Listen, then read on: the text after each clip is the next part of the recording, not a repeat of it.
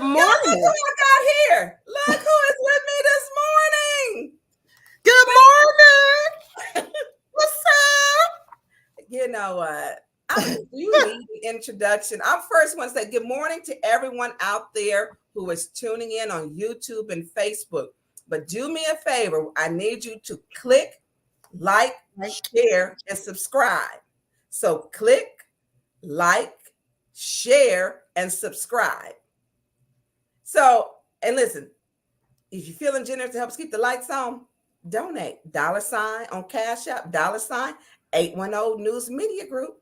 If we have 50 people on here, 100 people, 200 people, $5. $5 to bring you the news. Now, y'all want to click, like, and share this for real, because Flint has its own Tiffany Tahoe tenure of Dalton, Illinois. we got that same person here, y'all. So my special guest today, who serves the great ward of the 5th Ward. She is a very tempered woman, a very logical thinker, a real critical thinker. It's Jerri Winfrey-Carter. Hello. Thank you for having me this morning on this beautiful Saturday morning. I just opened my blinds and everything, trying to get some sun in. Well, I'm not mad at you for that. So how you feeling this morning? Girl, I'm still trying to get over Monday night. Yeah, Monday was a lot. And then Wednesday, I was confused. Wednesday was a mess too. It was. And I came back to... You know what? It's a lot. It's a lot, Tonya. It really is a lot. You know, and I'm sorry, we're dealing with spiritual warfare sitting up there on that council. I agree. And I don't think a lot of demonic spirits up there. I agree. And that's very true. And you would think with being a public job, you know, you're a public servant, that serving the public would be that's your focus and your interest. Right. Serving the people. Yeah. Embracing the people. Engaging the residents in the democratic process. That's what we're supposed to be doing. But it's not happening. No, it's not. It's not, you know, when we're going to get to it. So some of the highlights, you know, when Wednesday's meeting, I did call and say that I would be 15 minutes late. I was 10 minutes late, and Judy adjourned without having a quorum. There are 9 of us there. We knew on Monday's meeting, when those 5 showed up for a special meeting, which nothing on that agenda was time sensitive. Nothing was time sensitive. That we knew something would be, we knew that they wouldn't be there Wednesday. I mean, they're pretty predictable. They're almost predictable down to voting on each other's and supporting each other's nonprofits. It's like it's in your face politics that I'm gonna get mine, you better get yours. You know, and it's almost like, why are we there? You know, absolutely. We got their 5 votes, right? And I know even Wednesday, I was standing in the back. Mm-hmm. Now, when I think of common courtesy, Judy could have very well got on her mic and said, "Can all council members please report to the stand? I'm ready to start the meeting." Mm-hmm. And she did. When I tell you, I did not even know that the meeting had started. When I walked up, girl, they were done.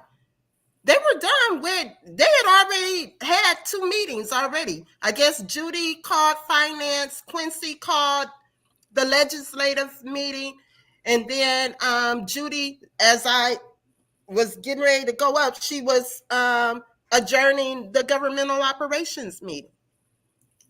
You know, one of the things you were back at the administration. By the time when I got out my car in the garage, Dennis was Right. to his car, furious. I'm I know he walked by me. He said the damn meeting is over. I'm like, what? I said, yeah, what is going on? yeah. And so he was furious, and he had some expletives, and I don't blame him. You know, when we look at how they are abusing and taking for granted, and we're going to rough ride right over the residents, and that's what they're doing. That's what they're doing. Mm-hmm, Let me pause for the calls. Wherever you are at, place it in the comments. If you on Facebook, if you in Mississippi, if you in Arizona, if you are in California, if you are in Florida, if you in North Carolina, if you are in Pennsylvania, if you are in Texas, please put in the comments because we appreciate you tuning in. Oh, Queens, New York. Good morning. Good morning from NOLA. Look, I now know that's New Orleans because I didn't know what NOLA was. I'm like, what is NOLA? Good morning from Dallas. And we also be having Salty Chef is from Saskatchewan, Canada. Good morning from Dallas. And that better me good morning. You know, so I know we have people from Columbia, South Carolina. Good morning, Carla. Good morning, Damien from Baton Rouge, Louisiana. Good morning, Otis from Alabama. Good morning, Eddie Gray for Charlotte Bound. Good morning, Abandoned the Fate? Abandoned Fate. Okay, Dallas, Texas, Abandoned Fate. Now, people come up with some interesting names. Lenora Seal, 7th Ward. Good morning, Miss Seal. There we go, Salty Chef. Good morning from Saskatchewan, Canada. Look, that kind of reminds me of the name Sasquatch, but that is Saskatchewan. Good morning from the ATL, Auntie from Bethesda, Maryland. Good morning, Angela. Good morning, Laquita from Columbia, Tennessee. Okay, good morning. Good morning from Connecticut. Good morning, Treasures. Good morning, Sarasota, Florida. I wish we had Florida weather because your girl need a tan. Good morning from Arizona. I need some vitamin D. Good morning, Miss Boss. I know. I could use some. Good morning from Cincinnati. Good morning from Houston, Texas. I want to send a shout out to Get Well for Keith Downing, who's a councilman in Houston, Texas. He had been sick. He had some things that were going on, and sending prayers out to him. He is a fellow colleague, even though he's by way of Houston, Texas. He serves down there. Checking in for Maryville, Indiana. Raised in Chi-Town, Little Rock, Arkansas. Just blessed, Columbus, Georgia. Columbus, Georgia is a small town. I got some people there. Good morning from there. Good morning, Linda Flowers. Mesquite, Texas, 15 miles from Dallas Fort Worth. Look, they putting it down. 15 miles from Dallas Fort Worth. Good morning, Ron. Texas, my stomping grounds. Good morning from Cortland, Ohio, raised in Flint. And good morning, Bishop T. Fly. Bishop, you be up late, but I be forgetting you 3 hours behind from Southern California. You was posting, it was, I think, 4 o'clock or 3 o'clock my time. And I'm like, okay, but he's 3 hours behind. Good morning, Marilyn from Memphis, Tennessee. Good morning from Detroit. Good morning, Chris Jarrett. We appreciate everybody. But what we know, y'all, click like and share. Click like and share. So we're gonna get into this. Mickey, can you start? Because let's talk about weaponizing the police. Monday's meeting was weaponizing the police.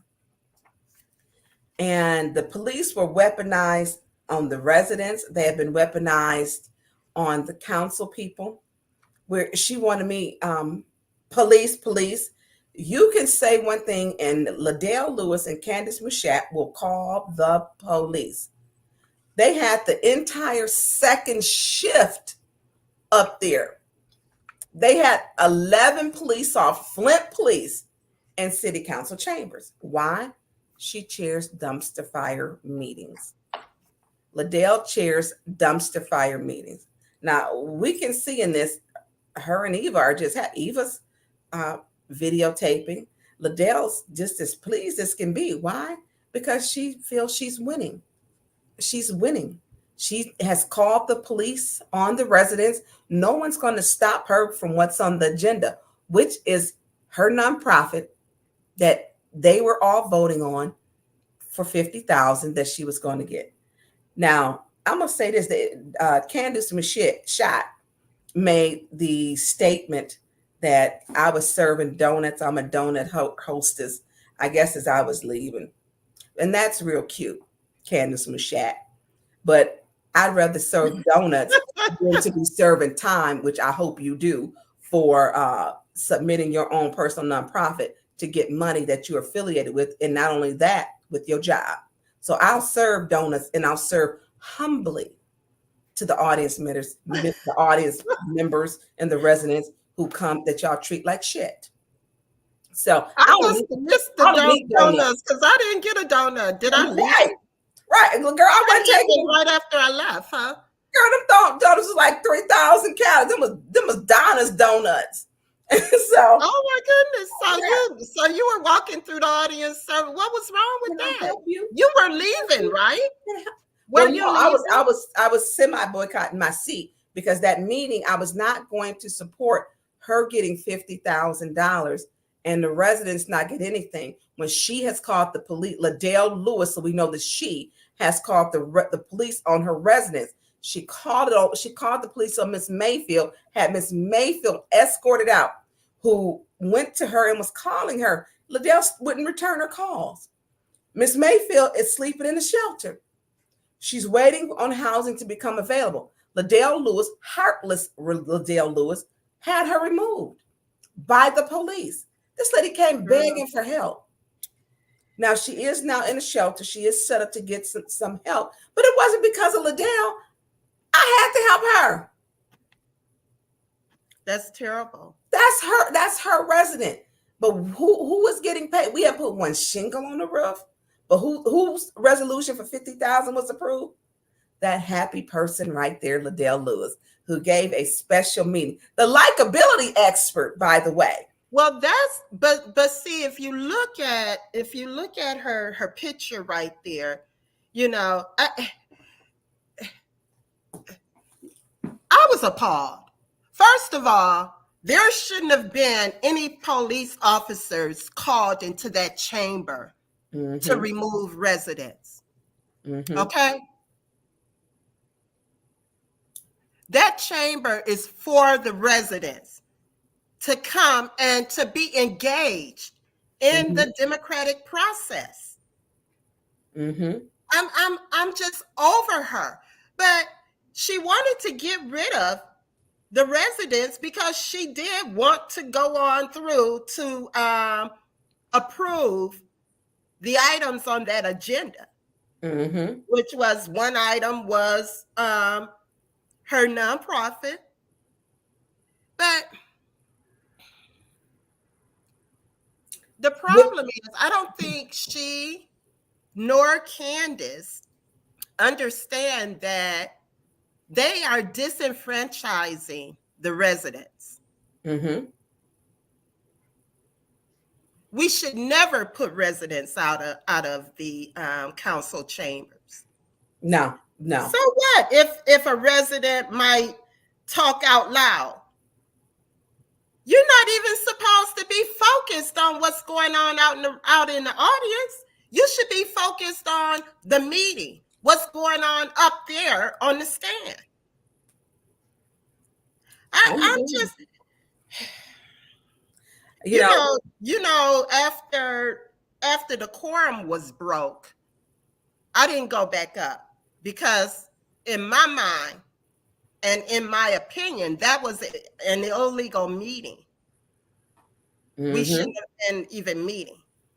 That meeting should have been adjourned. Absolutely. And I agree with you. When we got up, we know that when Judy got up the week before, quorum was broken. Right. And Attorney Kim just, I've had so many people reach out to me saying, I want to file a grievance on him because they're tired. Matter of fact, I've had other attorneys complaining about him from other municipalities, licensed attorneys, not people who plan. And I'm not talking like one or two. I quit counting. It's well over 10. Well over. Trevor said she should be focused on reading before the meeting. The chair may call second calls and proceeding no mind that I stand at ease. This means that the members remain in their places, perhaps. Exactly. But see, they use the rules to make them do what they want to do. Now they have been 45 minutes late, for a meeting.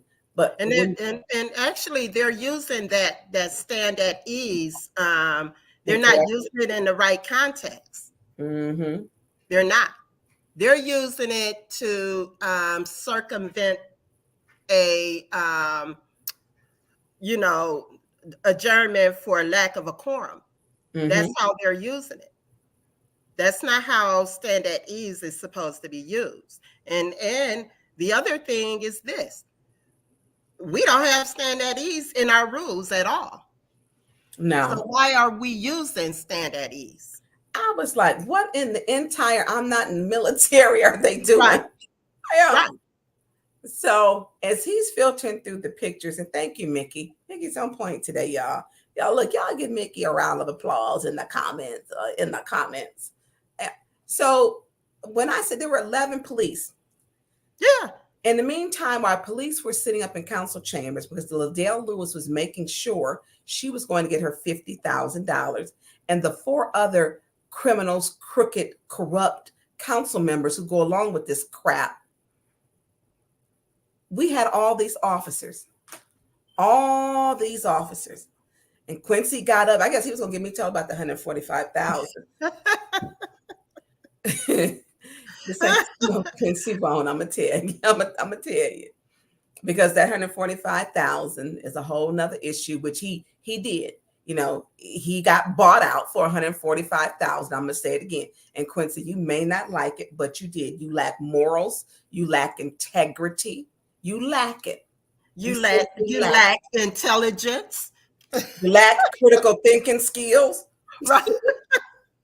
I mean, let's call it as it is. He does not have. Matter of fact, I remember when Judy said, because I know that my councilman Judy Priestley, when I get out of hand, what she'll do is take that stick and she'll poke me with that stick.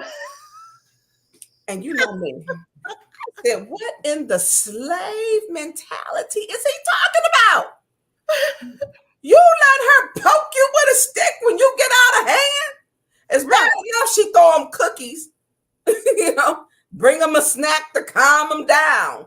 He don't even understand, not even treat. They don't even respect his vote as a person, as a man. Mickey, keep them police pictures up. Keep us on the side, because I want people to catch this. Please keep those up, because when we talk about the police, Black people are more likely to be arrested for things that our other people of other races are not. And here it is, you got ignorant Black people calling the police on other Black people, and they showing up. Now, we used to have Metcalf there in our meetings. Metcalf is no longer there.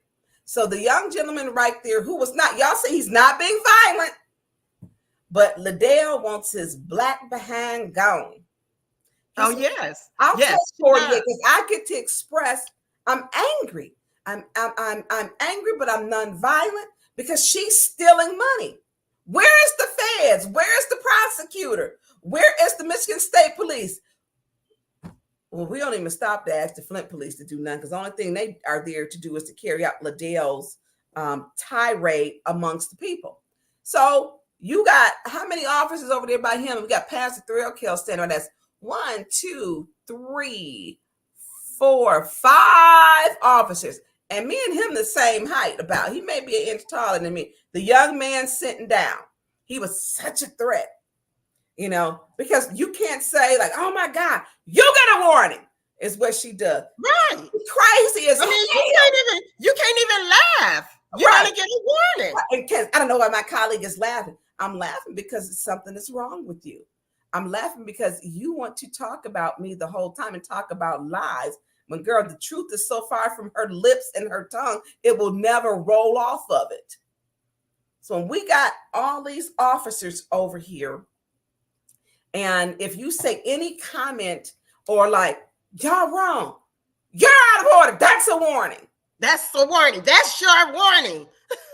You in the blue slacks. You in the blue pants. That's your warning. I feel like I'm in detention. And you got detention was easier. I'm like, she has no business being in control of nothing because she doesn't understand her position and she misuses her power to beat up on the people who are in those council chambers. And she uses the people who elected her. She throw them out. She throw somebody in her residence. Look at that. Now, I'm going to be honest with you. Woodson, you might need him over there with him. Oh, Woodson was letting them have it. He was letting them have it. But when you say any comment, where does it state you have to be completely silent? You can't say anything. They don't want you to laugh. They don't want you to giggle. They so worried about me getting up out my seat. Candace, Michelle, mind your own business. Liddell was mind your own business. Candace so busy hiding down in between them two little cubicles. You take care of what you need to in your appointed seat, because I'm gonna do what I need to do in my elected seat. And we are not the same, Candace Michelle. It undermines it just really undermines the democratic process. Absolutely. It does. Leave the residents alone. So she threw out, I forget how many people she threw out. It was the young man sitting over there, Arthur. I don't know. It was like 5 or 6 people got put. Oh, I got thrown out too. That's your warning. Police, officers.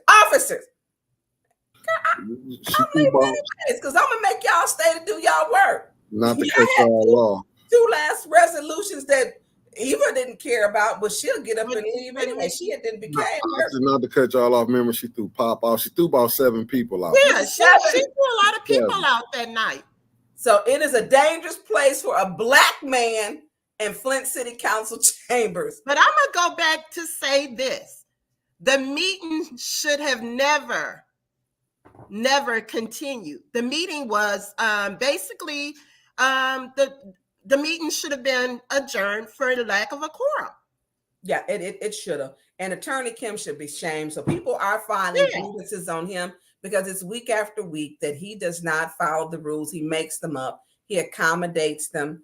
And I still have a problem with him saying to the ombudsman, we're going to do some housekeeping, when that is not a professional term to be used. You've never used it, and you're feeling so free and at will to use it to a Black woman you don't like. Don't do that, Attorney Kim. You will not on my watch. I'm going to check you on it, period. And then you had Diddy Doug coming up there. Didn't know what he was talking about. First of all, Doug, the house that you live in, I'm quite sure it had a maid, and the maid had to enter through the back door. Diddy Doug. And I'm sure the house that he lived in has got a restrictive deed on it that you couldn't sell to a Black person, and that Black people had to enter through the back door. Maids wasn't coming through the front door. You don't come and try to give me a Black history lesson. Eva, who decided to sing out what Martin Luther King, he would be ashamed of you, ashamed of what he sees. Now he'd be ashamed that you actually trying to quote him. That's what he would be ashamed of. Because what did she do last week? He would be ashamed of her presence. Right. She called me a gal again. That's the same as calling him a boy. But you want to quote Dr. King. Get out of here with that. And you got What these did I- foolish black people, Liddell and Candace, who go along with that. People need to stop that. And then they can, let me tell you this, the comment where they keep saying, oh, Tonya Burns makes everything racist. I can't be a racist. You need to define and understand what a racist is. Black people cannot be racist. I can be prejudiced, but I cannot be a racist. And I am not prejudiced, period. So when will I stop saying people are racist? When the racists stop being racist. I will stop saying people are racist when the racists stop being racist. They are around here with their KKK Klan hood off their head and they don't mind. So if I see a racist, I'm going to call out a racist. And if I see an ignorant person, I'm going to call out an ignorant person. I'm going to call it for what it is. Simple as that. Simple as that. If you want me to stop calling people racist, stop being racist. Simple as that. So they can just get used to, but they need to understand the difference. I can be prejudiced, but I cannot be a racist. So, Mickey, flash through them pictures again because I want, and there's one of them. Let's scroll through them. Now, we used to have Metcalf understood the rules, the warnings. These officers don't know. So, as all these officers, an entire shift are in city council chambers, I'm quite sure there were some gunshots going off in the city of Flint that the calls weren't going out to. Gunshots, burglaries, traffic accidents, wellness checks, larceny. We have serious criminal activities going on while the officers are in the council chambers. It was like 10 or 11 officers. It was 11. So I'm concerned. We should all be concerned. Well, people need How many officers did we have on the streets? We probably had none. They were all there. Yeah. All there. If we have, Flint is separated into 4 quads. So most cars are 1 unit car or even 2 unit. They were all in Flint City Council chambers because Liddell was chairing a terrible meeting, a dumpster fire. And she left out. She left out and went to her office, I guess, to call. And they have given her the authority to arrest residents. Somebody need to sue the police department at this point. I could care less at this. I mean, I'm so tired. This type of mess is ridiculous. This is wrong. You know, you can't say that's wrong. You'll get a warning. Officers. This is all you hear Candace Mushat and Liddell Lewis say. And you know, give the residents latitude while they're at the podium. Just simply give them some latitude. Let them finish. Let them finish their thought. Let them wrap up. I agree. So Mickey filtered through some of them because this to me, she was happy. Ooh, I'm going to get my $50,000. Put that picture back up so I can narrate that smile. I'm going to get my $50,000. I told everyone I'm going to get my money and gave everybody a thumbs up. That was the same face she had when she gave that thumbs up. Remember? Absolutely. The same I'm face. gonna get my money. Y'all not gonna stop me. I'm gonna throw you out of here. I don't care. I'm a rule like I'm a tyrant, like I'm a dictator. She's a fascist. Hey, Tonya. Yo. Oh, not to cut you off. They just took us down off of Facebook. So I'm trying to tell the people to come to the YouTube side if they must have reported the page, because I was just on the phone with Trevor and I'm on here now. I won't even let you comment on Facebook. Can they see it? Yeah, you can see it, but you can't do no comment. And the study saying it ain't on the page. That's what I've been back here. So I'm telling everybody, go to YouTube. There's no problem over there. So they probably didn't report the page. Oh, good. I'm going in even deeper. So we are not on Facebook anymore. We on there, but it's like they can't comment. It's only saying it's only one person on there, so they probably taking it down. So anything that we can do. No, I'm finna do this thing with Facebook. I'm finna write and just say it's just content. It's just probably because they didn't went on and reporting the page.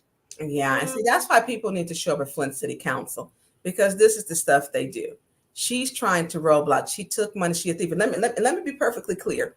And so when we get to when somebody put in there, did you report it to the FBI? I have a responsibility to. Number one, she has that nonprofit is in her name. She is the incorporator.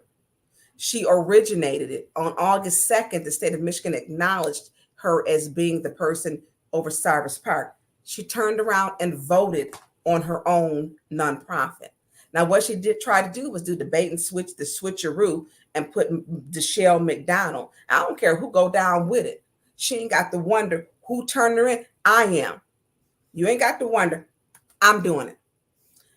You're not going to keep arresting people and the residents and sending them out. You're not going to keep having residents escorted out by police and no one's doing the damn thing.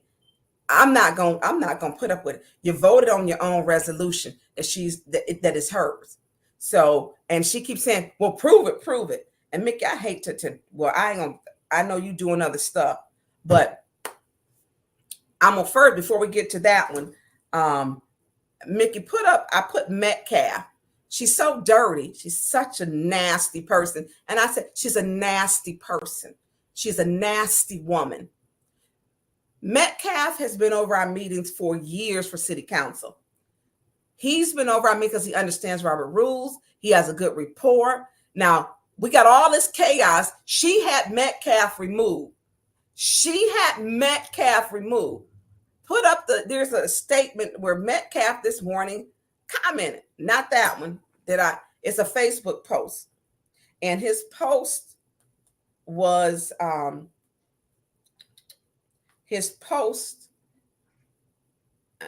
internet moving slow. His post stated, it's right above the golf course thing, Nikki. After I posted the police pictures we had the entire second shift while burglaries, shootings, gunshots, stabbings, larcenings, well checks, everything that police are called for. They were all in city council chambers to, I think, I'm going to say demon, because that's what her spirit is. She's demonic. Something's wrong with her. Metcalf put, after the picture, and I made the post, he said, hey, Officer Metcalf he says, glad to see things are orderly in the hall after I was removed. He was removed. 9 years of dedication serving you guys, and I got the boot. She had Officer Metcalf removed because he wasn't rushing to arrest everybody. Right. He knew the rules.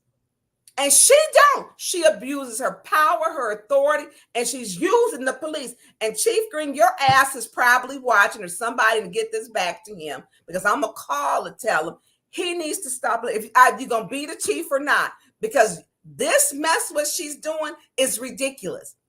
She's using the police. This is just weaponizing the police against residents attending a city council meeting. That poses several significant problems. Okay? Absolutely. So Metcalf was removed because she didn't want him there, because he wasn't jumping up every drop of a dime. Officer. You get a warning. She threw my ass on. Well, she warned me and told me, I'm going to deal with you the next meeting. Girl, have at it, you nasty demon. I could care less. Because in my time that, I guess I'm going to be home, I will hit the pavement. That I will do.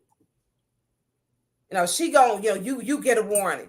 Officer Metcalf was removed from Flint City Council chambers. He had served on the Flint Police Department for over 30 years. Liddell Lewis had Officer Metcalf booted out, removed from chairing City Council meetings because he was not going to let his position as a Flint police officer be used and weaponized against the residents. He knew how to de-escalate. Ain't nobody doing nothing violent. And they wonder why Ariel is upset, because her whole spirit permeates that chamber with that demonic spirit she got. Officer Metcalf was removed because of Liddell Lewis. You ain't, and I've been telling, I said it at this meeting, and I told the officer, I said, look, she had Officer Metcalf removed. Y'all gonna be next. You letting this woman by way of Maryland come here and just act the fool, take over. Residents should be out. She paying herself. She took a $1,500, what I consider to be, in my opinion, bribe, pay to play, then turned around and voted to give the company she took the check from $3.5 million. She should have recused herself from voting on that. She never reported the $1,500. Then she turned around and voted to give them a $72 million tax abatement. Right. And then she turned around and given herself $50,000 and voted on that. She ain't got to wonder who reporting her to the FBI. I am. She's a criminal. She's crooked. She's in this for herself. For herself. Flint don't need nobody who in there who's supposed to serve the public. She don't want the public in there. Like she said, I'm going to get my money. And she is. Now we had her colleagues to vote for the Kennedy Center resolutions. And she know darn well she went over there and said to that pastor over there, hey, you got to get rid of Beverly. And in order to get some money, you got to get rid of Beverly. And he did just that. Now you can see they had their little people planned out. Let's get the page taken down. Let's fake report it. She's a nasty woman. Candace Machado is a nasty woman and a habitual pathological and chronic liar. And by the way, Candace, Representative Cindy Neely, but before she was, or was she representative then? I think she was just representative, stated she didn't like the way you talked to her husband. That's why she wanted you fired from him, from working with him. They don't want you. I mean, that part. I mean, the mess that they do, you know. And so Mickey, let's go on to put up. You can't make this stuff up. So let's put up Mickey her because I want people to show. Somebody said Liddell standing by Eva just smiling smiling away like Eveline. You know Eveline in the Wiz. The bad witch. The bad witch.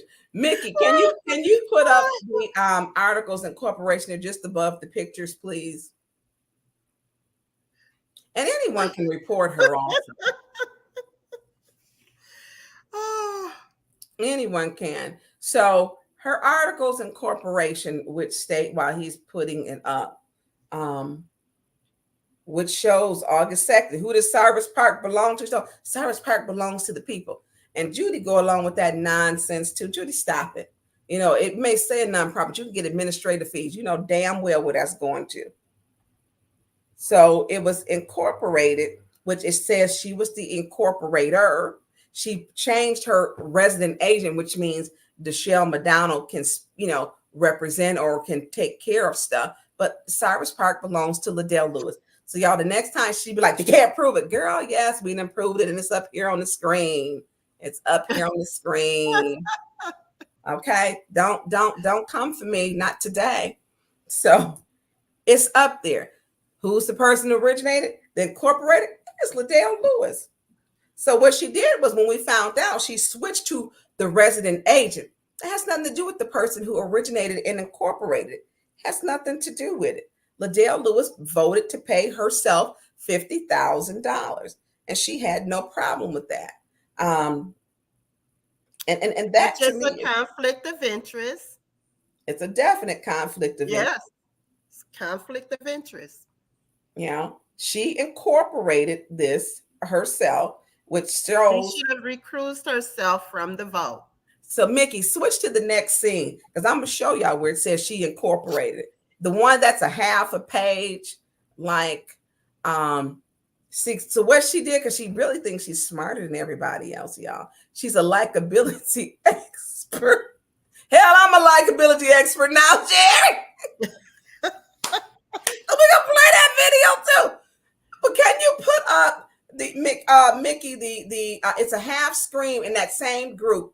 It's a half a page where the articles of incorporation. So if you were to cycle through them, and so it's not, it's one, and it shows she's incorporated. Cyrus Park was originated. Incorporated is the person who incorporated, who originated it. Mickey, do you see it? It's in that same group. Not that one, the other one. But that's the incorporation, August 2nd. Nope, it's in that one. It's the one in the middle. It was 3 that was sent with that one. Nope, not that one.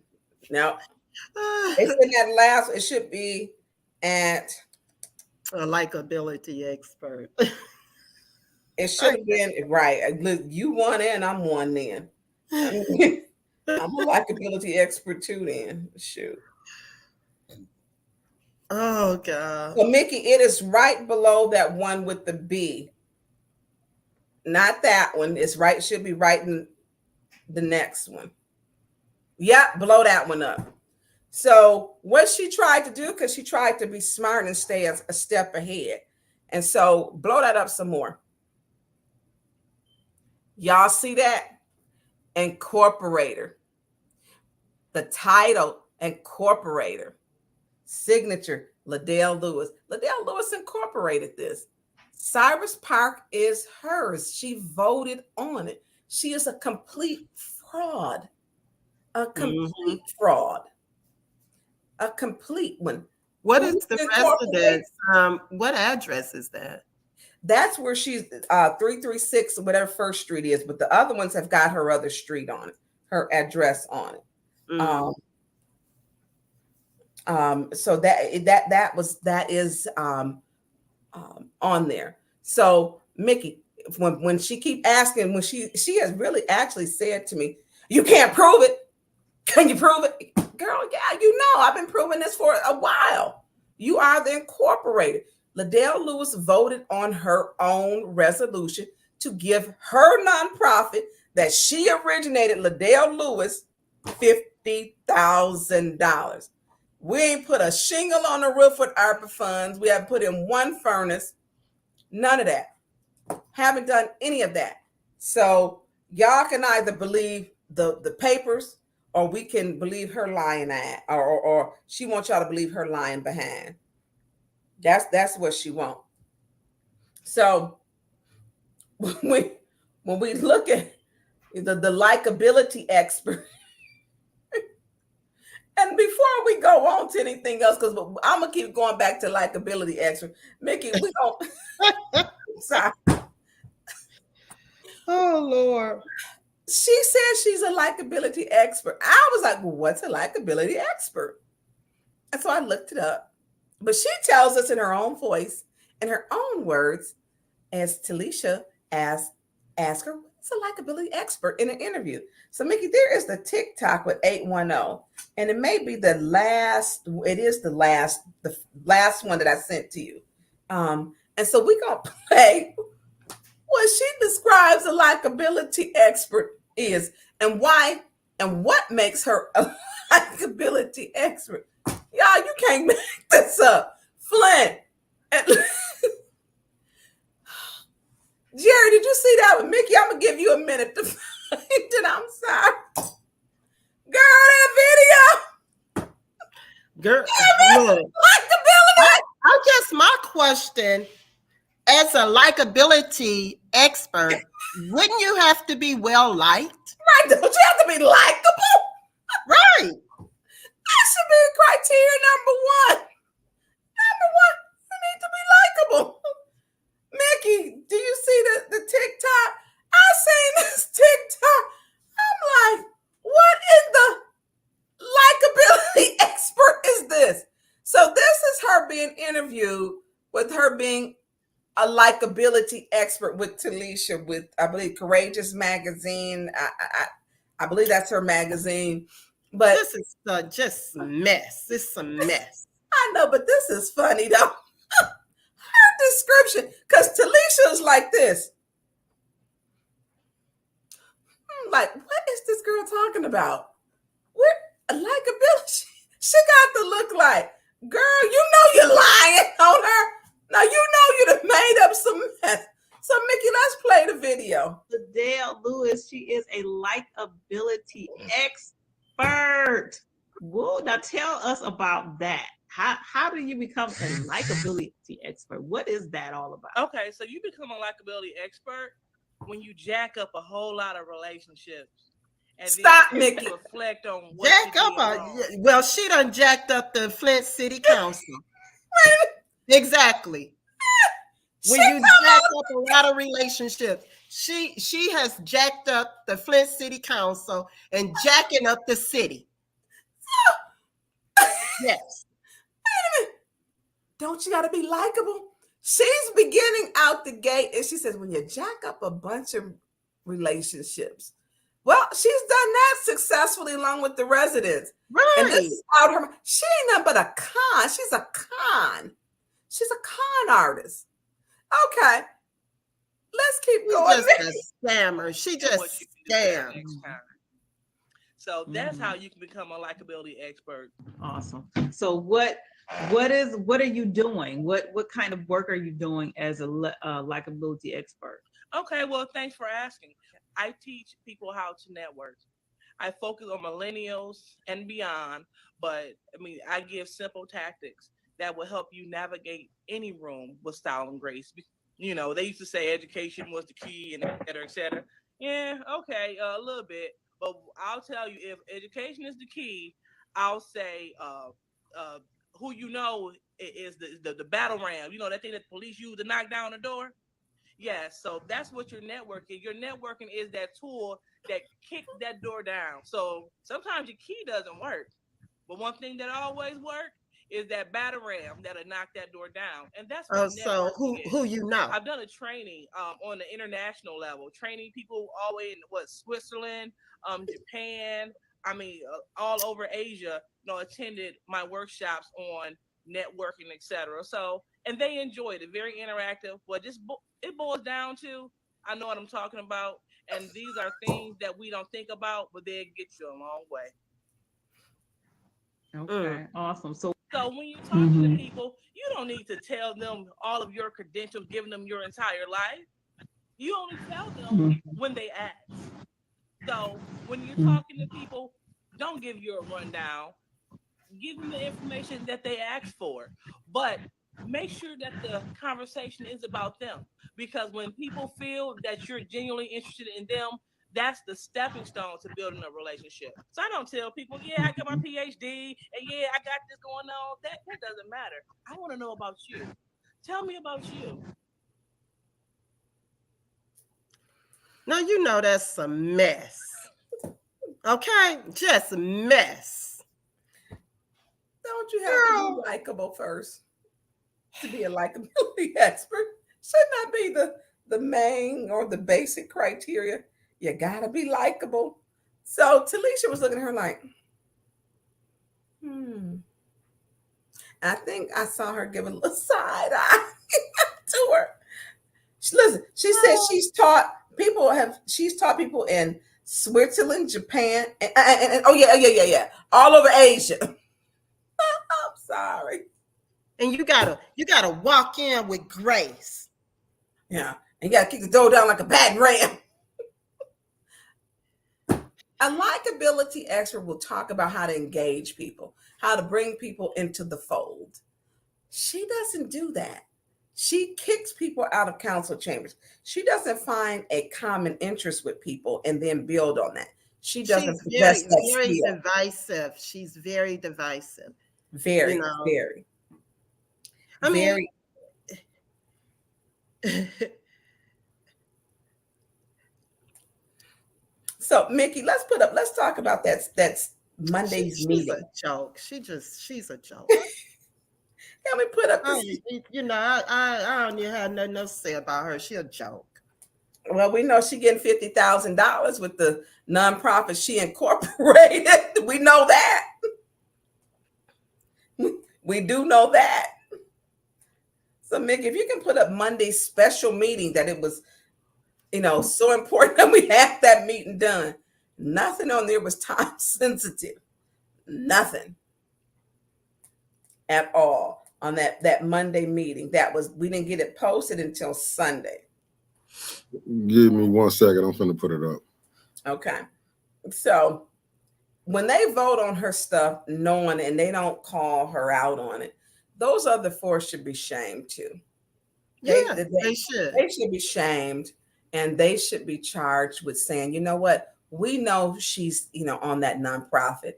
I mean, they should be charged with something too, because they know that's her nonprofit. She incorporated. She did not disclose it. Our code of ethics states you're supposed to, and you should recuse yourself.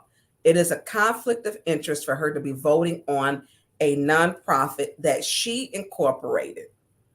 Period. She tells us she doesn't have the money. Girl, stop. You when you put in for it, you did. Not just that. That money is, it was not even approved by the ARPA committee. ARPA committee did not approve Liddell Lewis's $50,000. It should not even be called ARPA because that money is now into the general fund. It's in the general fund. As much as they try to say, that it's not the general fund, that resolution read that money will be deposited into the general fund. It did not say no ARPA. It was removed from ARPA and moved to the general fund. What they tried to do was put ARPA guidelines on, but what they did was any resolution that came from that, which is just like any other one, we have to vote on it. So it was nothing specific from it.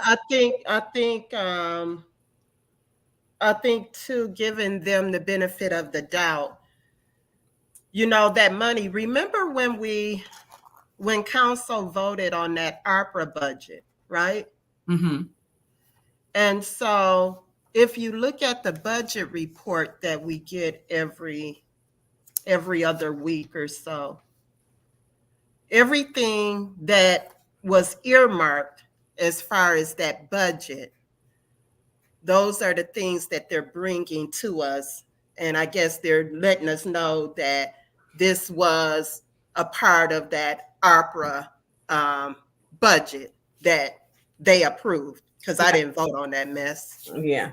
And all of those things are not on there. So they're right. Not, there are some things right. That's not, even with the good church. 145,000 was not right. on there. The good church. Although it is a good project. Right. The laundry project is a good project, but it was not on there. And so Quincy sold his soul to vote on everything they passed so that he would have the good church. And it's unfortunate because you have, to me, Quincy is an unethical council person, where he took that $11,000 lawnmower. Yeah. And then he took another $4,750 that he took from Ashley Capital. So Ashley Capital, he's into about $16,000, and then he voted to give Ashley Capital $3.5 million. Right. Then he voted. And then the other thing about it too is that he had that lawnmower transported through Habitat, and so that people wouldn't, trying to hide the fact that the lawnmower was for him, but he's going to send it through Habitat. Which he voted to give Habitat was a $1.5 million, was it $2 million? Exactly. Of ARPA funds. Mm-hmm. So all the way around, when we look at the criminal crooked activity. And so he think he gonna get me straight. He might want to make sure he check his own little backyard. And that That's lawnmower called, what is that called? Is that called racketeering? What is it called? What's the term? It should be. Well, look, it's criminal. It's criminal. It's unethical. It's unethical.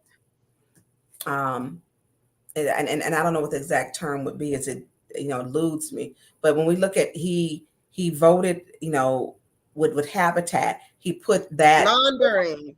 Yeah, thank you, Dr. Perjon. He did launder the money through there. Yeah. And then laundering. He voted to give Habitat, I think was a 1.5, then did they get over 2 million? And then he voted. So we look at his vote. He has a personal interest in this. Habitat stated very clearly, that lawnmower is in his possession. They said that they don't have anything to do with that lawnmower, that it is in his possession and it's his. And they did it in an article with Ron Fonger, where they stated it was his, and it was put through.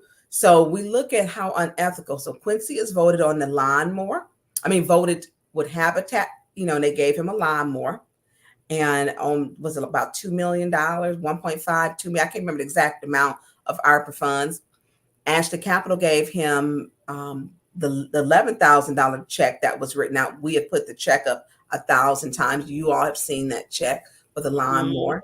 And the check, then he received $4,750 with gifts from Ashley Capital. Right. He was playing Hood Santa, and he was gift cards and food and different things. And so Quincy should be in prison too. And he should take his buddy Liddell and Candace too. So as they wouldn't worry about me serving donuts, to people because someone, brought donuts, they should be serving time, because they are pay to play.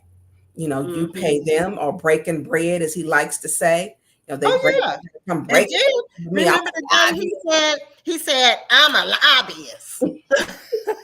I said, point of information. I said, do you realize that you don't want to be called a lobbyist? Because he don't want to be called a lobbyist. Now but he was thinking critically that day. He was trying to use his critical thinking cap that day. That part. If I was that part, and what I would do if I was him, I would not keep coming for me. He needs to stop, because look, I can lay in the cut, but nothing gonna change the fact he voted for that $3.5 million to give to Ashley Capital. The $72 million tax abatement, he voted for Ashley Capital. He took the $11,000 lawnmower from Ashley Capital, funneled the money through Habitat for Humanity for himself.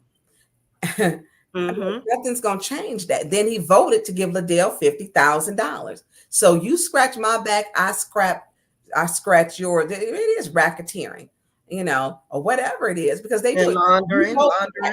You vote right. You vote for my criminal activity. I'm gonna vote for yours. Well, since y'all want to do it as a group project, y'all can all wear orange. So if you're voting on that mess knowingly, and they were asked to not vote. Liddell was asked to not vote on hers, and I'm proud. Okay, you need to be proud standing in front of a judge, and you need to hire your own attorney, because she did not disclose she was the incorporator of Sarvis Park. And then that's when she turned on Pfeiffer. She turned on him. That's when she turned on Pfeiffer, because he said, I'm not voting for this. And she was hot. So, Mickey, on the schedule. So we had a resolution to go over for public hearing, amending the rules. We didn't get very far in this, because you and I was not voting to give her $50,000. I was not doing that. So we both exited our seat at the same time. And the quorum was broken in this meeting. This was an illegal meeting because, like you said, the quorum was broken. It was broken. They did not call at ease or anything. Quorum was broke. Attorney Kim allowed them to call the meeting back to order. Terrible, terrible advice. All he knew was get the meeting done. He'll deal with everything else later. He does not care. How many attorneys call and said he has no business being the city attorney? Can't tell you how many. So we got out of our seats. We went to the audience. I was not voting to give her $50,000 when she incorporated Cyrus Park. She should have recused herself, and she didn't. There was no need for no special meeting. So then the rules are going to be rigged so that whoever is chairing has complete, total, and absolute power. Then they have the amended resolution for the Brownfield Development Authority for Carriagetown. That was yours. Resolution to hire a parliamentarian, which this guy, Mark Henderson, has been dealing with Liddell directly and not been dealing with the city clerk. That is a conflict of interest that she herself, he's going to be biased. We don't need a parliamentarian at this point. What we need is the FBI in to come in and investigate why they voting on resolutions, why they're receiving checks, lawnmowers, gift cards, all for themselves. That's what we need is the FBI, the Federal Bureau of Investigation, to come in to see why and voting on their own nonprofits with no problem. Resolution to high parliamentarian, resolution approving allocation of ARPA fund to the James, to the Kennedy Center. And that was somewhat controversial because we know that Councilman Mays won and we talked about the chalets. So he came in and explained the chalets. That was $25,000. Now the other one, which was for $50,000 to the Kennedy Center, that was not something I was going to support. And I wasn't going to support it. Number one, Pastor Reed was receiving $500, I believe, a week and cash app payments for the rental of his church, the Kennedy Center.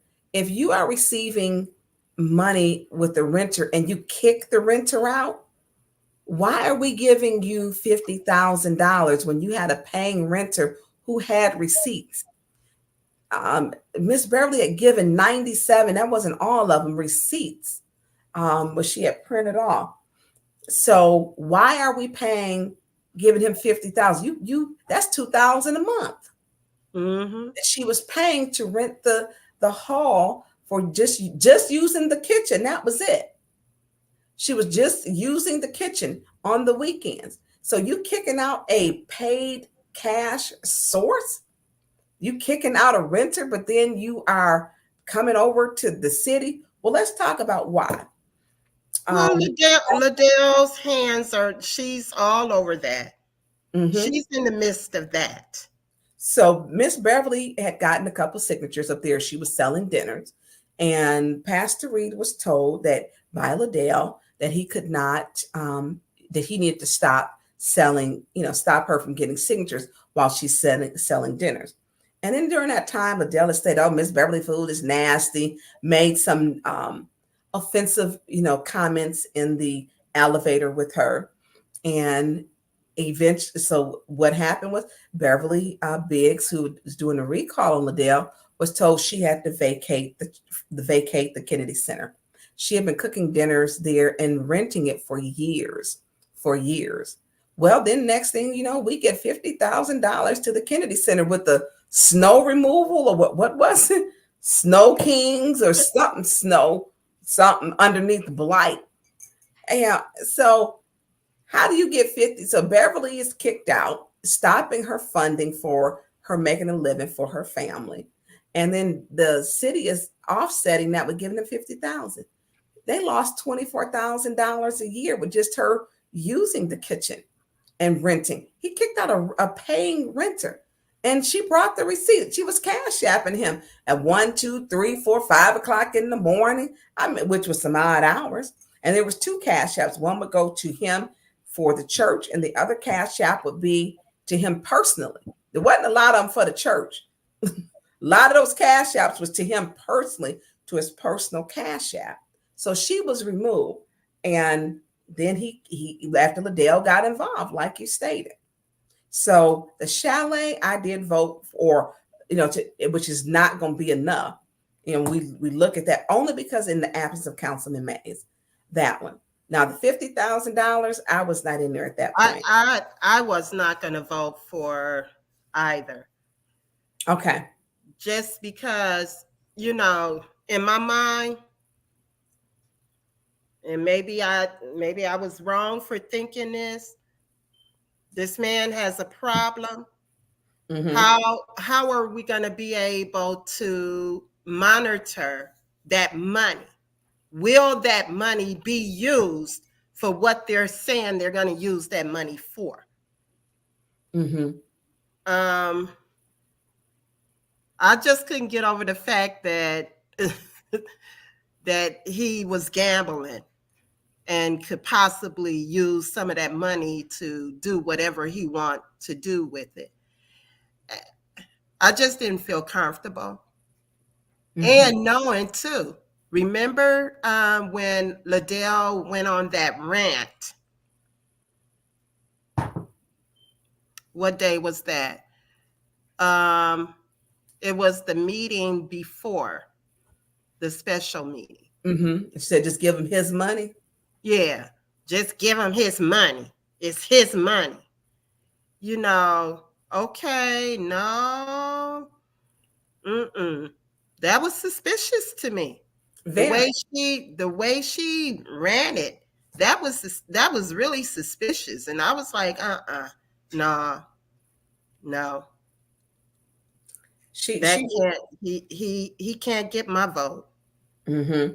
And I'm sure Councilman Mays would have wanted that in his ward. I'm sure, you know, yes, but when you have council members that are so adamant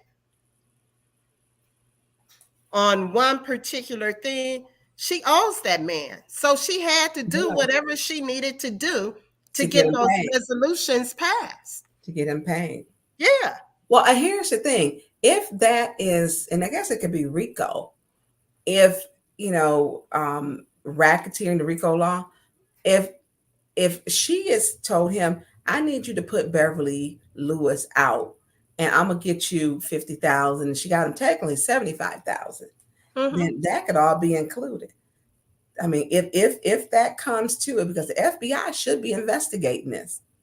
They should be. And people say, you know, where's the FBI? They never tell you that they're here. Just like Teflon Tiffany Hilliard in Dalton, Illinois, which now they have said, no, we have been investigating her for over 2 years since she's been there. And so they've been investigating. They don't tell you when they investigate you. They don't, because they observing everything, taking in. And here's the thing. These people don't stop here. They don't stop. They keep pushing the envelope. I'm going to pay myself. You're going to pay this. You know, she just voted on her own resolution that she incorporated. That's not even the $1,500 or the money that she took from Ashley Capital. It ain't even that. But residents have to get involved to complain. Y'all can send this video. Y'all can send the videos in the documents that I put up. You can you can call the FBI and refer them, give them the website, the 810 News Media Group. You can do that. It's going to take more than just one person reporting it. You know, we have to be on it and be diligent in our duty. So in this meeting, so we have the resolution approving ARPA funds to the Flint Innovative Solutions for Hasselbrink. That's people are asking, what is that? That goes to Bonnie Grass. Resolution approving allocation, and that's for their park. Resolution approving of ARPA funds to award ARPA to the Neighborhood Engagement Hub as fiduciary Southside Neighborhood Coalition. Resolution approving a reallocation of ARPA to Mott Community College to be determined. Resolution of ARPA funds to award for safe and just in Michigan. I believe that was John Nails. That one was for $25,000, I believe. What was that? I believe that one was Nation Outside is what it ended up being. Resolution approving ARPA funds to ARPA funds to neighborhood engagement hub fiduciary for Cyrus Park. Liddell, 50,000. She got her money, y'all, and she voted. She was her fifth vote. Resolution approving ARPA funds to ARPA's fund to Metro Community Development. I think we gave them another $50,000, or they did, because by then, I was, she had called the police on me and wanted me escorted out. Resolution approving allocation funds to Communities First for Blight, amount to be determined. Resolution appointment, and there was 2 appointments. Then we had the appointment for Christopher Fry, where they got all upset because my question to him, which was, he did weigh in on the monkey comment, and I felt he should have been neutral because the Human Relations Commission is very serious. And then as he was talking during that time, because I did separate the things, we have to be careful when we put people on boards. And I had said he was very engaging one-on-one, but social media was different. And the Human Relations Commission deals with racial issues. And he told me he did not, he made a post, well, what if they called Tonya Burns a monkey? He said he didn't do it. And I said, yes, you did post that. He told me he didn't. I didn't do it. Prove it. Prove it. He became combative. Now I said, I'm asking you a question. You're becoming combative. And he stated that he had never said it. And when Councilwoman, I can't even call her Councilwoman, Worthless, Eva Worthless. She, I think she posted something that night of that meeting, making a comment where she said, they're saying he made some type of racial comment. I never said he made a racial comment. I said if he's making racial comments, racial undertones, then he does not need to serve on the Human Relations Committee. Right. So I don't care. And I think we have to be careful because, you and I have talked about other people who putting on those boards and your social media status. You can't be out here being a gangster in social media. Right. You just can't. I will not put you knowingly on the board when you making these posts. I will not do. That's even for my own ward. I won't do it. So as he's at the and I'm asking him questions, and they were terrible. I was underneath the fire. When I say I felt like I had the guns pointed at me because they didn't want me to say anything to him. It was Judy's appointment. You got to be careful. And so I asked him. He says, "Well, you did not."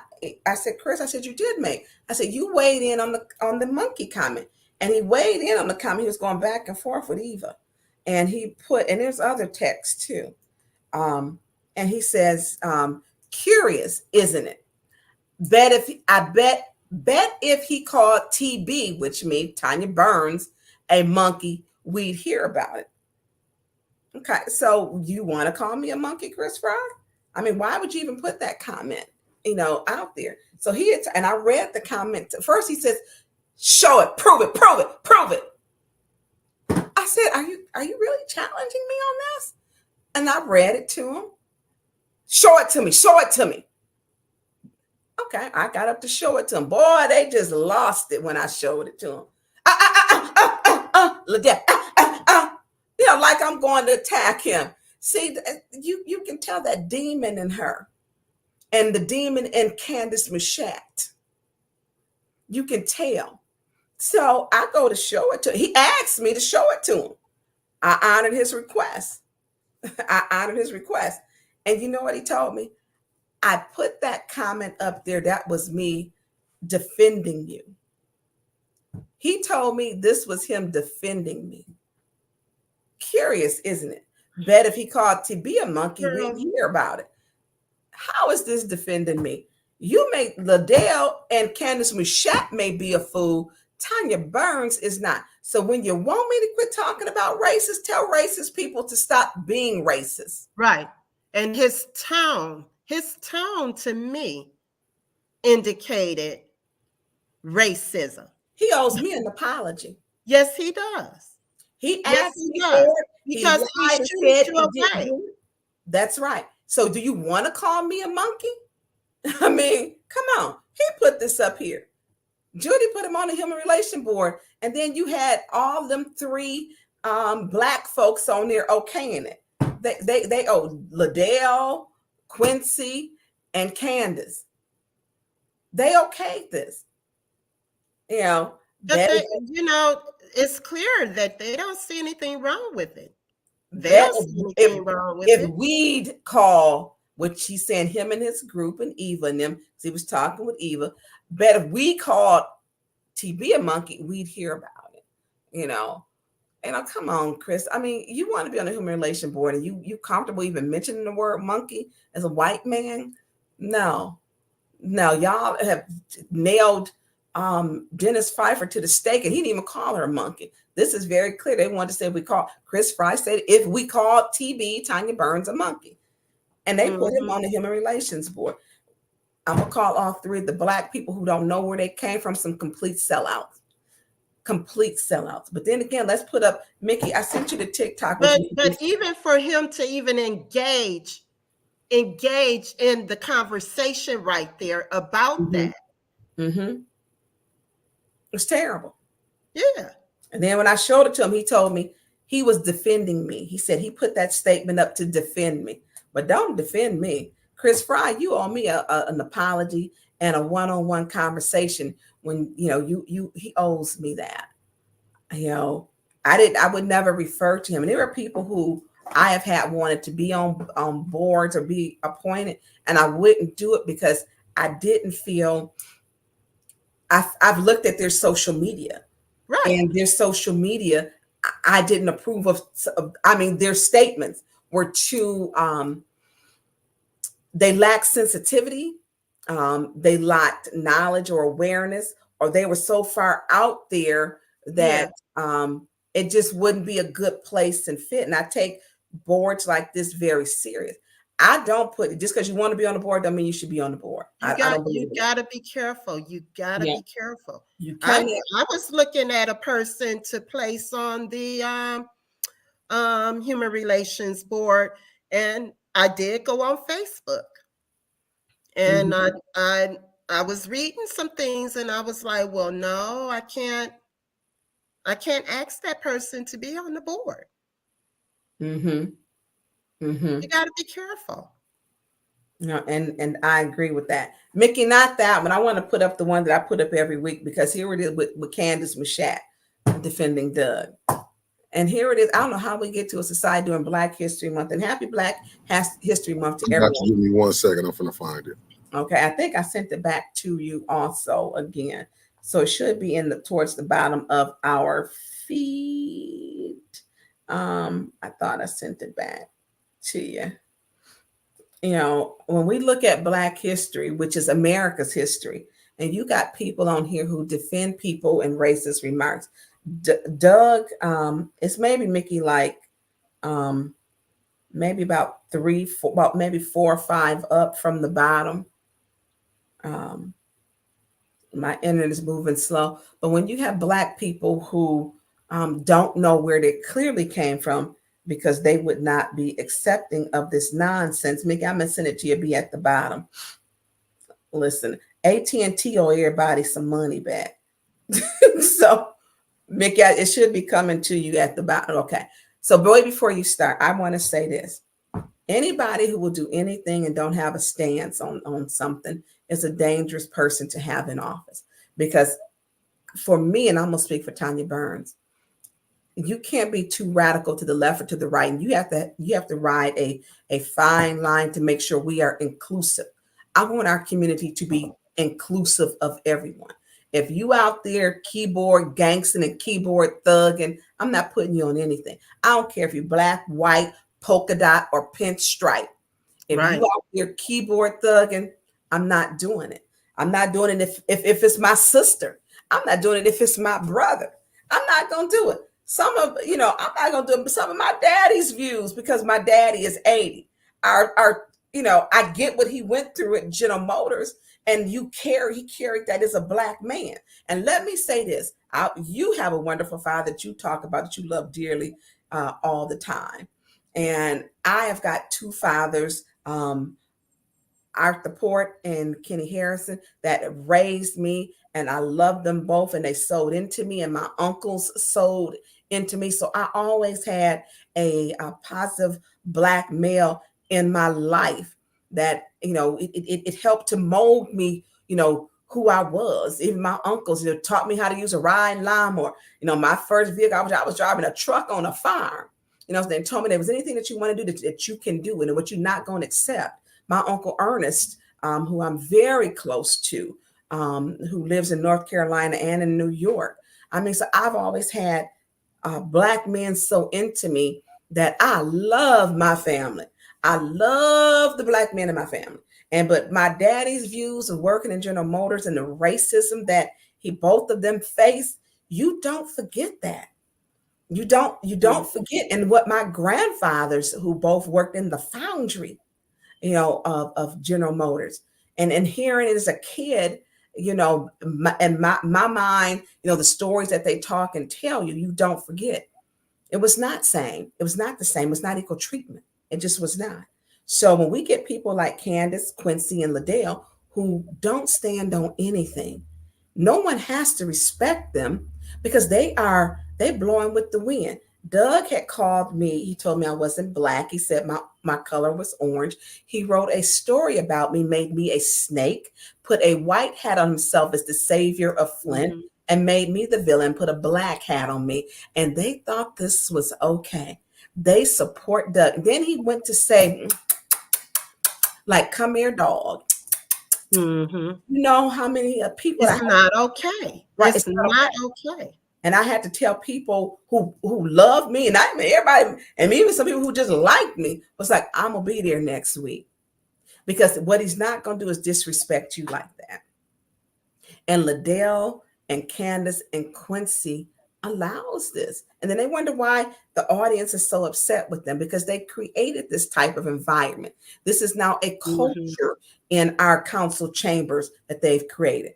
But when she defended Doug, who has stated and made, my perfectly fine or perfectly manicured fingernails, like I'm a welfare queen and black people are, that our fingernails and our hair. And you know what, Doug, first of all, if I went and got them done every week, it's none of your business. But I don't even have time, don't even permit.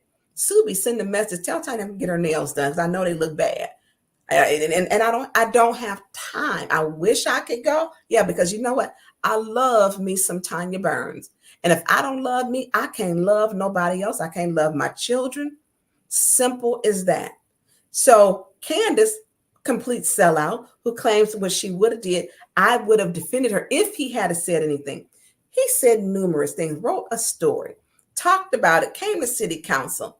And this is what this complete sellout, lying person, because she's a habitual, pathological, and chronic liar. So if she says, I was serving donuts because I went to take them donuts home, she should be serving time, because she got one of them nonprofits out there too. She's paying herself. So Mickey, let's play this, because every week she gonna own this. You shed light on some things that I feel have been happening unfairly or feels a bit retaliatory against a resident of my ward, Mr. Doug Matthews. There was a meeting that occurred in which there were some questionable financial decisions from one of my colleagues. And ever since that meeting, my colleague has taken it upon herself to, it feels like it's a retaliation. Residents should not fear for their safety coming to meetings. Residents should not be retaliated against. Residents should not be called names and accused of things that they're not doing. We should not, and at the council, we use the word weaponize so often. So I want to say that colleague should not weaponize her position as a council person. She should not weaponize her race as a black woman, and she should not weaponize her gender as a woman. to create false narratives that could put people's lives in danger. I do call on my colleague today to certainly maybe change course, because there are a lot of things that are said about me that are not true, that I don't agree with, that I do not like. But what I cannot do is retaliate against members of this community, because they are still members of this community, regardless if we like what they're saying or how they're saying it. And keep in mind, if my colleague was disrespected, and especially in a way that attacked her race or her gender, I would absolutely stand up for that colleague. Mm-hmm. But we cannot, again, weaponize these things against people. And please believe that just because we are Black, it doesn't mean we can't weaponize the current social capital that we have, with everyone being aware that Black people need to be respected. I wholeheartedly believe that we are in a good place society-wise as far as Black people being able to have a voice. But what we don't want to do is take that voice and begin to marginalize other people in the way that we're marginalized, nor use that voice in a way that when there really is an issue, people will not believe us, because we've already used that in a way that it was like, well, that wasn't the issue there, so how do we believe you now? And so again, I'm just here on behalf of Doug Matthews today to say that I would ask this board to review our meetings, if you've not already, and take a look at some of the actions that have been done toward him by my colleague. And just really, I don't know, take the appropriate steps to maybe make some suggestions as to what happens when a council person is retaliating toward a member of the public because they did not like their point of view. Thank you. Well, that's interesting. Right. It's interesting. It's suspicious. Mm-hmm. So first of all, it's concerning, because I'm just going to say this. How often does she retaliate against residents in the audience? Every meeting. Every meeting. But you retaliated against Jan Marie. Mm-hmm. And by the way, Jan Marie Arbor is running for 7th Ward, Flint City Council, and she is the council person of choice. Jan Marie Arbor, tell your friends, tell your mama, your daddy, your cousin, we need to get somebody in there who is inclusive, who will serve all the residents, and who will not continue to create propaganda as Candace Mushat is doing. So I wholeheartedly, as she states wholeheartedly, like she has a heart, because she doesn't, first of all, believe she needs to be gone. So she retaliated, and then she weaponized the police against the resident. And she continues to do it. So first of all, the EAB board stated at a meeting within the last 2 weeks that me voicing my opinion, they had already made their decision when I went to talk about Doug said I wasn't Black, that the color of my skin is pumpkin, that I'm not Black. And all this has happened before Candace Mushat went there. So she, deliberately tried to omit that. Why? She is pandering for the white vote. She's pandering. And in her eyes, if I go along with this white man and support him, in my mind, it's going to get me elected over there in that 7th Ward. This white man is a racist. No one likes a racist. This is a Democratic city, heavily Democratic. And she's supporting a racist, supports it. So let me tell you who she might, because when a person is desperate for a vote, if it's someone and she's going to, and she's already said she needs his vote. So what if she needs a Latino vote? She's going to go along with some nonsense against the Latinos. What if she wants the Jewish vote? She's going to go along with some nonsense if it was the Jewish vote. When she is easily is a pawn and she's moving along, she'll do anything for a vote. That's a dangerous person who will do anything for a vote. Doug has stated, I am not Black. The EAB board said, we made our decision. Look, Doug, we didn't want you. We had made a decision even before she came. They had made a vote, which I didn't know about. And they stated, William Harris stated, we had already made the decision that we did not want. He was not our choice. Nobody knew that they had voted on it. But he did state that in the meeting. I appreciate him because he saw the attacks becoming more aggressive from Doug Matthews. Him coming into council, Dougie Do Right, skipping up to that podium and telling lies. Then he wanted to tell us about Black History Week. First of all, it's Black History Month. So you can't tell me anything. But then again, you got Candace Mushat defending you with a bunch of lies. So she gonna say I weaponize my race. I'm Black, and you are Black too, Candace, in case you didn't know it. I weaponize my gender as a woman. He the one who said my fingernails perfectly manicured. He tried to call me a welfare queen using coded language. He will not use coded language on me. If you want me to quit talking about races, tell him to stop being racist, period. And she, the stuff she comes up with, the questionable financial decisions. There she go about them shirts. We paying for them shirts. I showed Dougie Do Right. Showed them receipt. That's when he said, right. Your fingernail. He got upset. Why? Because he demanded that me as a Black woman prove to him that we paid for our shirts. He wanted me to prove to him. So I showed him on my iPad. He got upset. Why? Because he didn't think that I had the receipts.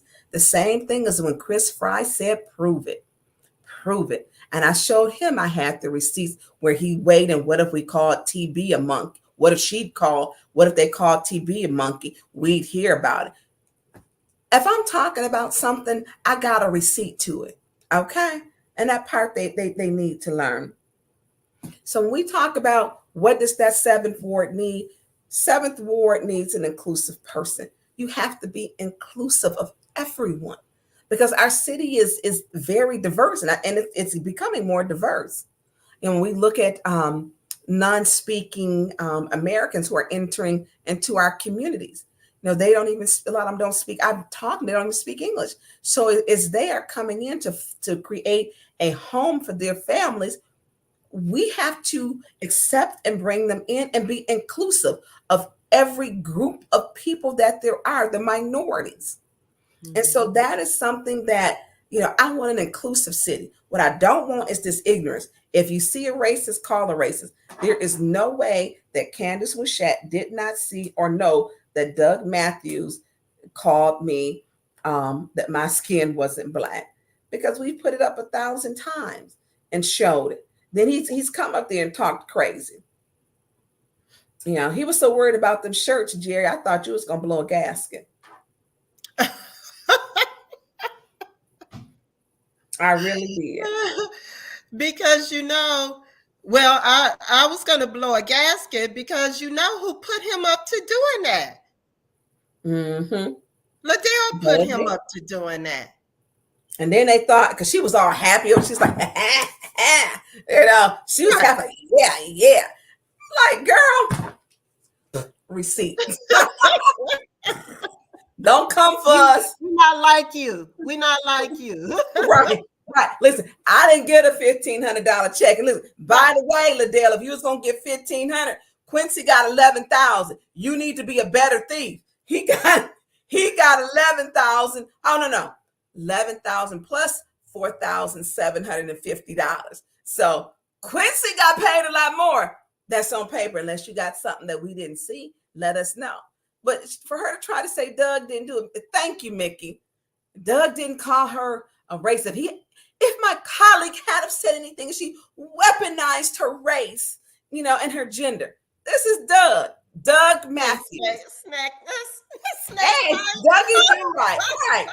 With his white hat on, he's gonna save the Black folks. Right. He gonna put on there, hey, Snakebite, fomenting racial hatred again. Just another day at the office for you. By the way, your avatar is pumpkin colored, not Black. Now she ain't see this. This man that called my color, I'm not Black. And this is a Black woman who is a sellout.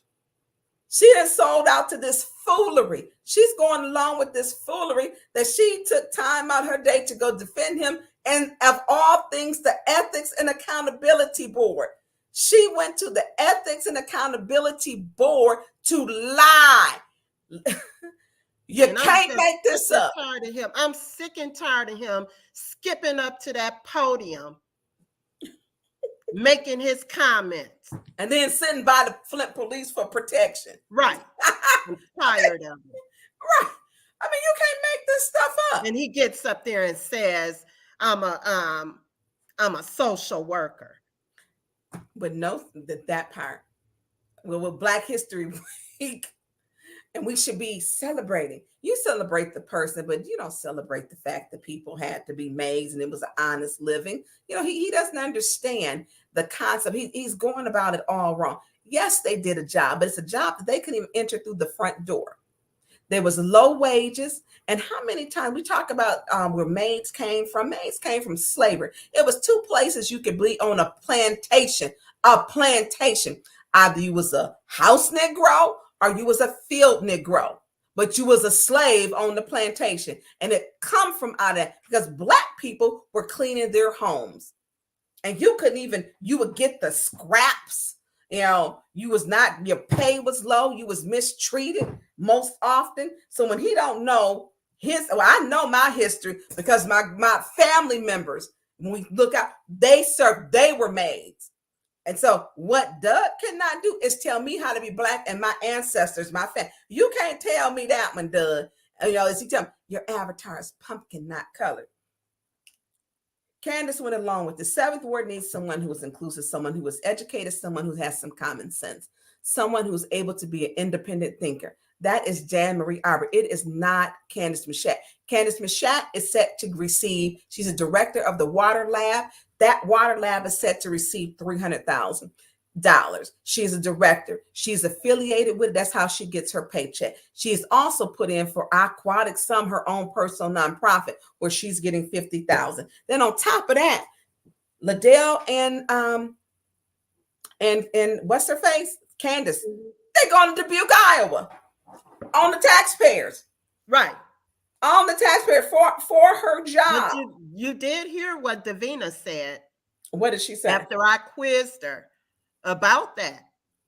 Because, you know, I asked Davina. I said, Davina, point blank, is this money coming out of the council's budget? And what did she say? She said she didn't approve it. But who she did? didn't approve money for that trip to come out of the council's budget. So who did approve it? I don't even know if they have money yet for the trip because Davina refused to pay anything. So I was told. So we'll see. Yeah, we gonna see because they're going to, and it was supposed to, they're going to Dubuque, Iowa on April the 23rd. And they were going for a conference, which was for Candace's job, actually. Yeah. If Candace wants to go to a conference that's going to benefit her job needs to send her. Her job needs to send her. I agree 100%. It has no benefit to the city of Flint. I mean, yeah, you know, you're doing a great job over there testing water, but as far as that conference and you speaking, well, I don't think they're necessarily testing water because our water lab tests the water. They're supposed to be training people, is what I'm told, to be able to test water. But whatever they're doing, that conference has nothing to do with us as the city of Flint. Right. I agree. Mickey, he just got it. So here's the conference thing. So the conference, which it states April 23rd, when they have registered to go to it, Liddell Lewis and Candace Machat, because they live in, like, you know, this is just like that Tiffany Hilliard traveling on the city with the FBI over in Dayton, Illinois. And I'm going to put that up on my page. It's the exact same thing. They voted for stuff. They're using the police against the residents. So this one states, and I'm going to read it because the writing is so tiny. It says, description, join us as we build capacity, as we learn capacity building strategies from two Midwest nonprofits. Candace is using her nonprofit. She has the nonprofit that the city is paying $50,000 for to her nonprofit. It's in the yellow on the sheet, which I've put that up before, to be approved. First, we'll hear from Jeff Severin and Michelle DeHaven as they share the role of the Heartland Environmental Justice Center facing the communities. It serves as a engagement strategies to learn and utilize to advance a wide array of environmental initiatives. Next, Candace Mashat and Liddell Lewis. Candace Mashat and Liddell Lewis will introduce the Flint Community Lab and in its positive impact on the city of Flint. The duo will illustrate strategic actions the organization performs to target and engage the city of Flint's youth. This is for her nonprofit. Why is the city of Flint? Why was this submitted? This states her nonprofit. Their names are down there. You know, it's them. This is what they turned in, that they will be there for April 23rd, Dubuque, Iowa, and the city of Flint. They want to pay the bill, or looks like they will be paying the bill for their airfare, their rental car, their food, their the price of the seminar, tips, gratuities, all on the residents. Along with both of them will be getting $50,000 in ARPA funds. If y'all not outraged and shouldn't be showing this and talking about it, both of them need to be gone. Just the beauty. This is just like that Tiffany Hilliard in Dalton, Illinois, that the FBI is investigating. And I'm gonna put this recent article up. It'll be on my page in the Flint Politics Reboot. It's a video where they are doing an investigation. It's the same identical stuff. It's the same stuff. So, point of information: what, if anything, does this have to do with Liddell? Nothing. But her and Candace are friends. Frickin' frack are going together. Has nothing to do with her. It is said it is underneath Candace's nonprofit, but they're going together. They are going together. So when we look at this, you know, y'all need to be telling people about this. Steph Love, her job on the company that wants them to be speakers and responsible for their expenses. Her job should be paying for it. Jerri Winfrey-Carter, just like you said, and Steph Love, they should be paying for their own. Right. You know, so a lot of this stuff is just ridiculous. So Mickey, and I know we've been on there. So for the people who keep saying, "Oh, Tonya Burns says everything is racist," and Judy Priestley told somebody that Tonya Burns is a big racist. Judy Priestley, shame on you for going along with this mess with Liddell and them, and you supporting it. Well, it's not the nonprofit. She doesn't make the money. Don't do semantics with me. Don't do that. Don't do that with me. I'm not a racist, and Judy Priestley, you need to understand, Black people cannot be racist. So when you want me to quit talking about racist, then tell people to stop being racist. If you want me to quit talking about thieves and criminals, tell them to stop being thieves and criminals. But I'm going to call them for what they are. Simple as that. What was that? Who said something? Oh, Judy was telling people I'm a racist. Oh, well, she's definitely one. Yeah. Well, you would say you people. Yeah, you people. I see it all the time, you people. Well, you should not. That is a microaggression. You people is a microaggression. And I didn't put it up before the chart, which states is using the term ghetto that Eva is comfortable using. Eva calling me a gal and then having the nerves to recite Dr. King's speech. I need somebody to find that. I don't remember which day when she was reciting Dr. King's speech.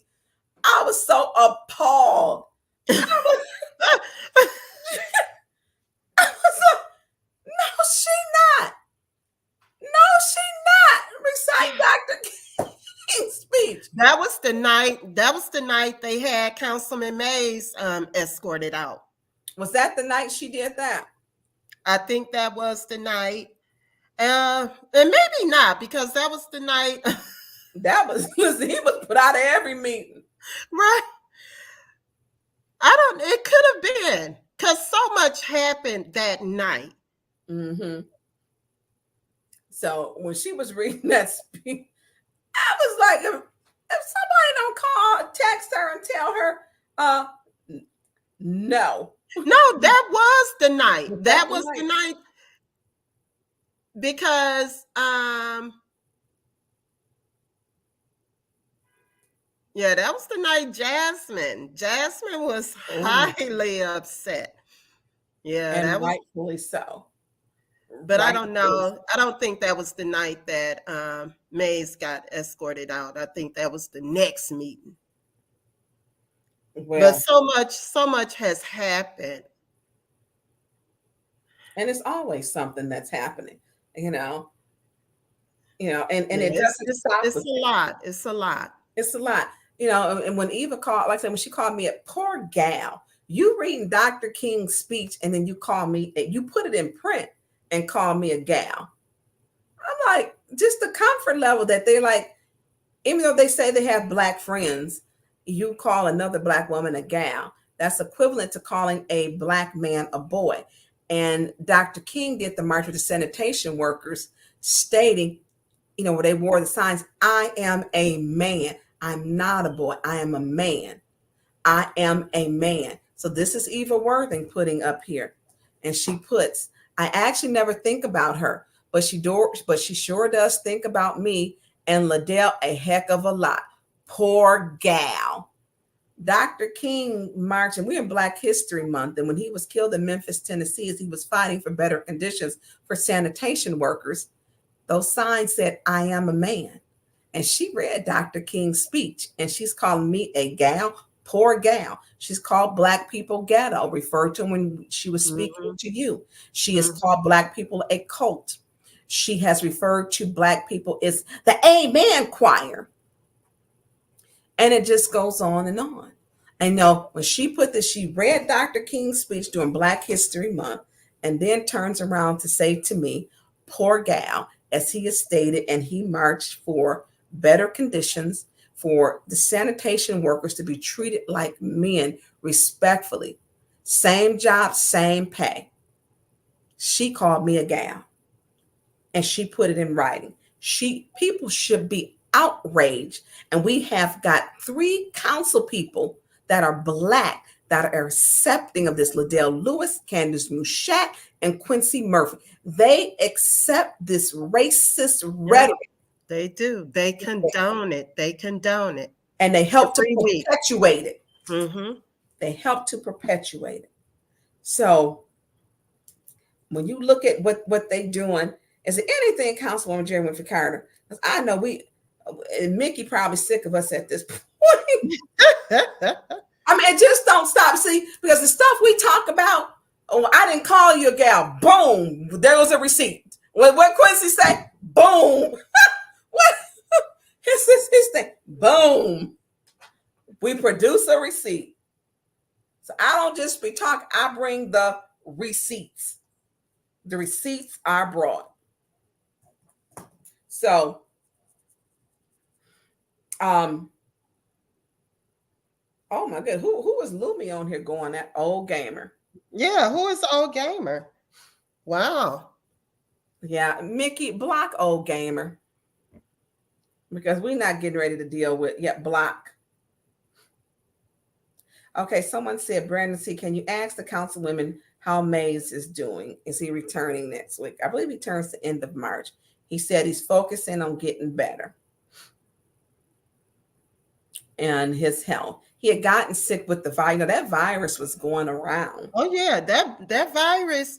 I'm telling you, I'm probably still not healed from whatever it was I had. I'm just exhausted.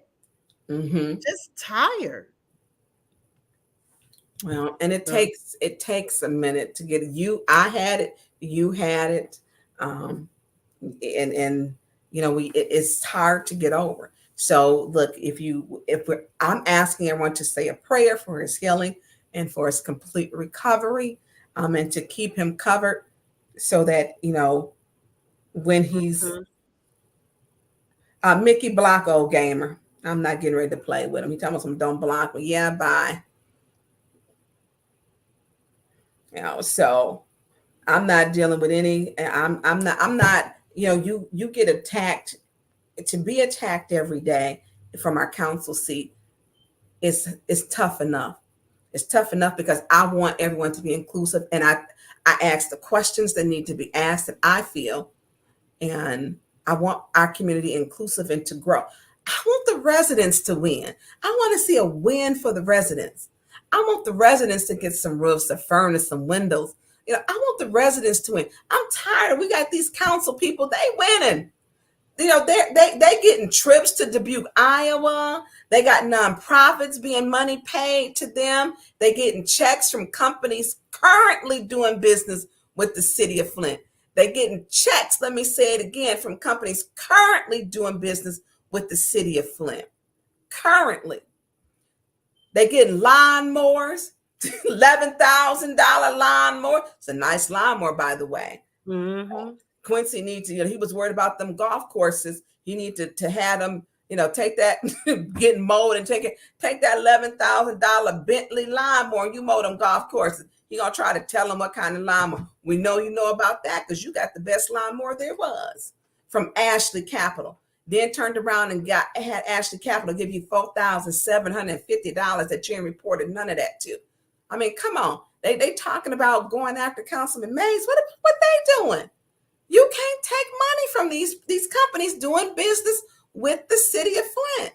You just can't. These council people getting using their elected seats, getting what they want with these companies that are doing business, not reporting it, and then it's a conflict of interest. And then I think Judy gonna make the remark and say, I want Tonya Burns, you know, I want her to show. She's made a little snarky remark to show underneath her breath that she often says, you know, let her show the screenshot. And if she's on there making she printed, you know, I have said accidentally instead of you all when it's you people, but it's the same microaggression. She's comfortable saying microaggression. Now she said you people. But Judy, like, I want to show him about Chris Fry. Well, I showed it to Chris Fry. He didn't want to see it. But Judy, what I want you to do is show me where you saved up all that money over the years to pay for your kitchen to be done in cash. That's the receipt I want you, Judy Priestley, to show. Show me the receipt where you saved up to pay for your kitchen in cash. Show it to everybody. Let's be transparent. Let's be transparent, Judy. You know, you didn't think I had the one about Chris, and I keep showing y'all stuff. Oh yeah, I do want to answer that, and I'm just gonna say I'm very disappointed in Clerk Donahue. I don't know if she's part of the corruption. However, I do feel like she needs to put her foot down. I feel as though they are in some way intimidating her, but she's the clerk and she needs to let them know that she's running her office as the clerk and she's going to do what's right. And she needs to let them know that. So I don't think she's part of the corruption. I think she's just being intimidated. And Liddell is a bully. She is a bully. And we had 4 people who had turned in, I guess, right before the meeting, and they needed to, you know, she had grabbed the slips a little early. And there was one guy, the guy who was standing up there, the white guy with the blue shirt, and on his sheet said he was homeless. So I went over to Davina and asked her, I said, well, can you can you put this? And she says, no. Liddell told her when she picks the box up, no, it's cut off. No, she's not, accommodating to the residents. The residents vote you in and the residents vote you out. There were 4 people. This guy was homeless. He wanted to talk about he needed some help. He needed some services. And so Davina says, well, she's not going to do it. I said, can you just go ask her? And she says, no, there were 4 people. She said, no, Liddell doesn't care about the residents. She's here for Liddell Lewis only. Liddell Lewis and her janky, well, she got that business at her home and it's called Jane Key, but it's Jane and then K, where she's trying to be smart, janky at her home. Like, girl, come on now. You so quick. She didn't call Flint residents janky, you're janky. You're sipping on bottled water. You're janky. Your schools is janky. And this is a person who made a business that's at her home that they had posted up on social media called Jane Key, another word for janky. I mean, she just making fun of Flint residents all over the place. Her second when residents come, she put them out. She puts them out. So we're going to wrap up here. Wherever you are from, I appreciate y'all tuning in. Mickey, can you come back up? Did it ever come back up on Facebook or no? No, ma'am. That's what I'm over here writing the letter too. I was writing the thing and I was washing clothes. I just was running. I had to go downstairs and come back up. But yeah, this I'm waiting on a response to come back, see what they're gonna say, because they just took it down. I don't understand. But they probably over there lying. That's what they doing. Yeah, I couldn't believe they started messing with it the first 15 minutes in the reporting it. So we was careful to make sure there was no music in the background. No so music. That wouldn't get it taken down. I'd already covered that with you this morning. So listen, y'all, they don't want this to get out. So I need y'all to click. Yeah, they just don't want things to get out. I'm gonna put it back up anyway, so don't worry about it. I'm gonna go back and put it back up on Facebook. But everybody came over. You had over almost 270 on YouTube. You still at 224 right now. Okay, because I know I had people inboxing me saying, I got to get on YouTube. I got to do this, and I could not. It's hard when you try because we do so much content, right. And I make sure that when it's our content from my show, that if I'm gonna say you said racist words or words you shouldn't be saying, I'm gonna put them up because I don't want them to have to guess about what it is that I'm saying. I'm putting it up. I'm coming with the receipts. So, do I wish we had a fair and inclusive council? I absolutely do. I wish the council was there to work for the people and not for themselves. But when you got folks doing trips to Dubuque, Iowa, folks getting $11,000 lawnmowers, folks getting checks for $15,000, folks voting for putting in their own nonprofit that they were the incorporated originator, that they putting it in and they receiving $50,000 for themselves. When folks getting $4,750 from a business doing business currently with the city of Flint, you get tired. I mean, they don't want it, they didn't make sure that they have taken this down because they don't want nobody to talk about it. I was put out. And I think I want to say this, I want to interject. I think it's important too that we set the stage and let people know. I want them to know this stuff. You gotta really understand what's going on. And if you feel like we're saying the same things over and over, it's because it's important and we want you to know. And I'm with Burns. The FBI should be sitting at every council meeting. They should be here. They should be all over City Hall right now. Because it's a lot of stuff going on. It's a lot of corruption going on. Hey, what happened about the golf courses? Oh, yeah, let's throw that up, Mickey, before we head out of here. I got you. Hold on. Let me put it. I'm going to get it right for you. Yeah. Let's talk about the golf courses. So about corruption. So, it's so much content. The golf courses, which we know over a year has been talked about, there were 3 bidders. We had the 3 bidders, which was to set this up for everyone who doesn't know. We had John Carpenter, who bid $1 million for 10 years, who was willing to pay the taxes and capital improvements. We had a second bidder, which was APM, which bid $42.5, and then we had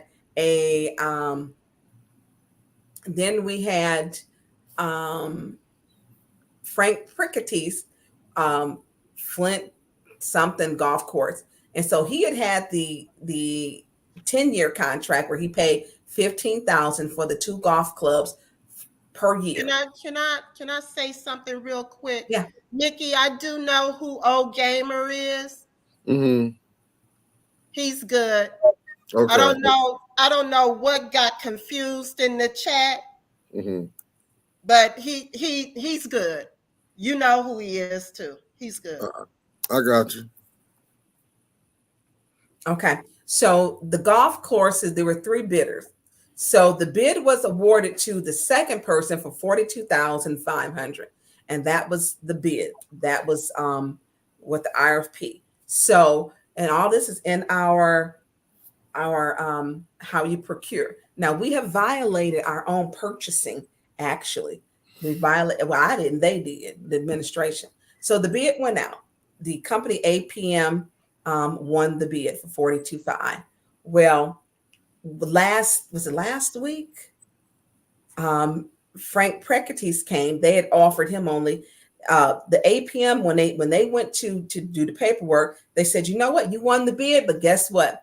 We need you to pay $100,000 per year for taxes for both the properties, and each year an additional $60,000 for capital improvements.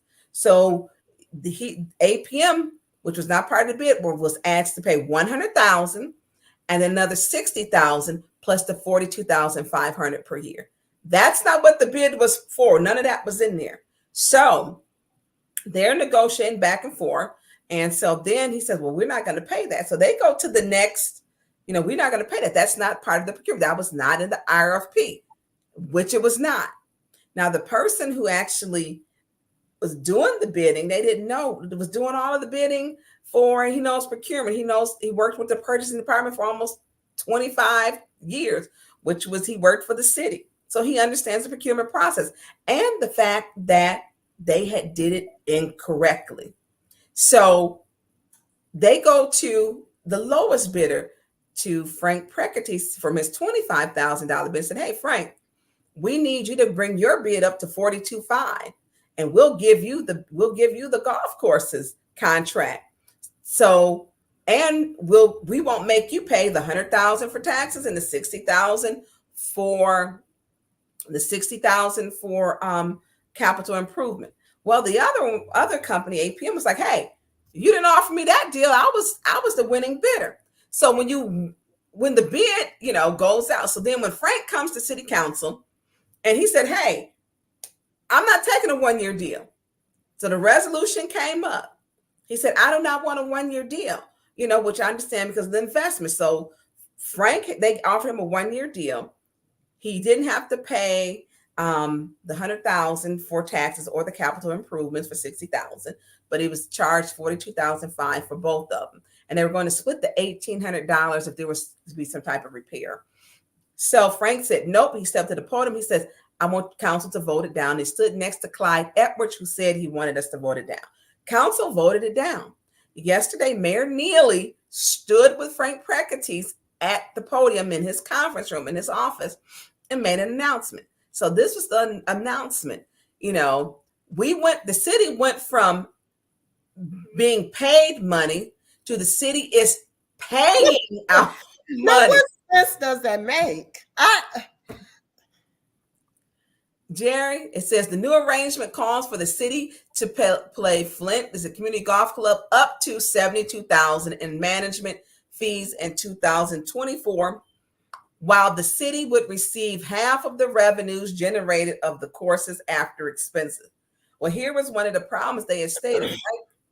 Frank said that he wasn't giving them his books. So how they gonna know what he making?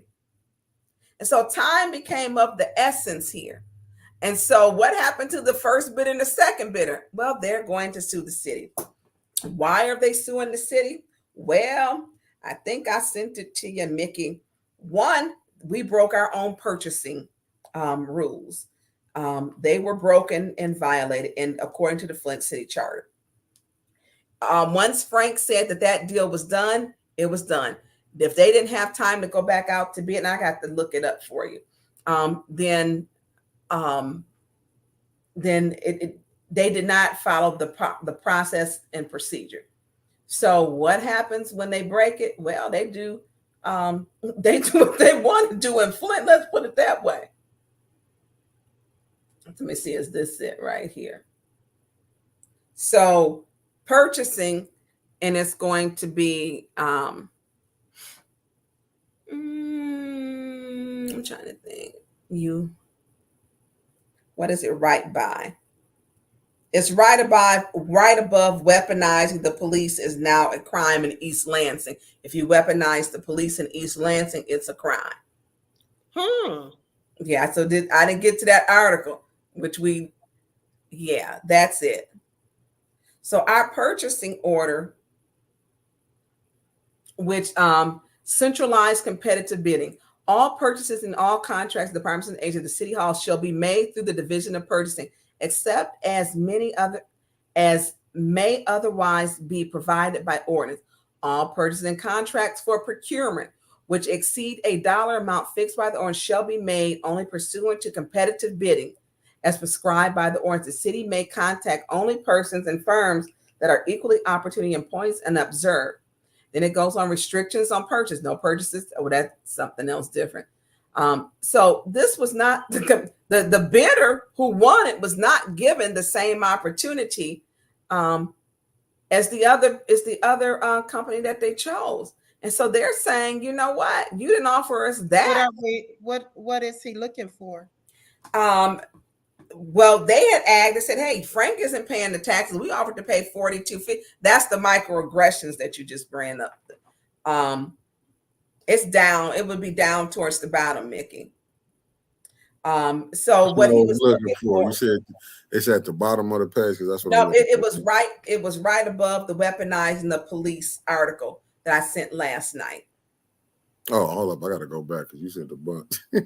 Yeah, and so when we break our own purchasing rules, right? I mean that's a problem. And there's a code of ethics for purchasing, and not just that, Mickey. So what they are saying is that this bid was rigged. That is bid rigging. And so when we look at what is bid rigging, and it seems like we keep coming back to that. They didn't put the garbage contract out for bid. So if you they didn't put that out for bid. We had those fleet of vehicles that until we spoke. Now Quincy did. I will say he narked on them on that one. He let that one slip out about the police vehicles that were not bidded out properly. He did let that out. That cat out the bag. Can you send that one back to me, Tonya? Because I'm having a hard time finding it. Well, I'm really surprised Quincy voted for that garbage contract when he was. Me too. But see, they promised Quincy stuff, and Quincy, Quincy didn't get that $145,000 for that good church for nothing. I mean, we better come on. That's the real. When we look at what is it, and I'm gonna send this back to you too. So Mickey, I want to go on to what is bid rigging, and if you can put up bid rigging, and that one is going to have to open it up. So now you have these companies who did not get it. The highest bidder did not get it, and what I'm told is they didn't check a box, and so then the second person highest bidder, which was $42.5, they didn't get it, and then they changed the term. They negotiated with everyone but the highest bidder and the person who with the highest bidder and the person who was awarded the bid. The process, they feel that those two companies said that it wasn't fair and equitable. So when we look at what is bid rigging, well, you go to prison for bid rigging, and bid rigging is serious. You take it that they feel that this bid was rigged to no matter what they did, they would not be won by them. And this is guidelines to antitrust. This is what the FTC, the Federal Trade Commission, bid rigging. This is the federal government, and it goes into detail. When business contracts are awarded by means of soliciting competitive bids, coordination among bidders undermines the bidding process and can be illegal. Bid rigging can take many forms, but one frequent form is when competitors agree in advance which firm will win the bid. For instance, competitors may agree to take turns being the low bidder or sit out for the bidding round or provide intentionally high bids to cover up a bid rigging scheme. Other bid rigging agreements involve subcontracting a part of the main contract to the losing bidders or forming a joint venture to submit a single bid. Individual companies that knowingly enter bid rigging agreements and are routinely investigated by the FBI and the federal law enforcement agencies can be criminally prosecuted. Potential penalties include lengthy terms Potential penalties include lengthy terms of imprisonment up to 10 years and large fines up to $1 million for individuals and $100 million for companies, or twice the gain of the loss from the offense. When appropriate, the FTC may bring a civil enforcement action. So this bid, how it was done, which the city is going to get sued because it was an email that was sent that the company that was awarded the bid was still interested, and they stopped negotiating and sent him a letter and said, too bad, tough luck. Too bad, tough luck. Bid next time. Right now, we gave this to the Flint, whatever golf club, FCG Golf Club. Don Pfeiffer, there's a recording out there saying that Frank has the mayor. There is, and after that recording came, Don Pfeiffer. We knew when that perfectly folded $100 bill that John Carpenter places underneath his driver's license, and he needs to get back on the mayor's Christmas card list. Right, Christmas card list. So he can make donations.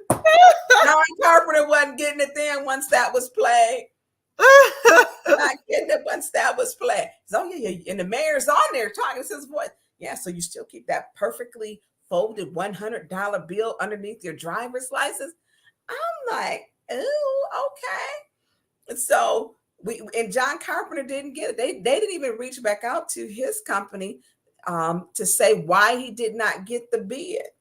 And then the other company that was awarded the bid, they did not negotiate that they didn't have to pay no taxes, no capital improvements. So the bottom line is this whole bidding process was crooked.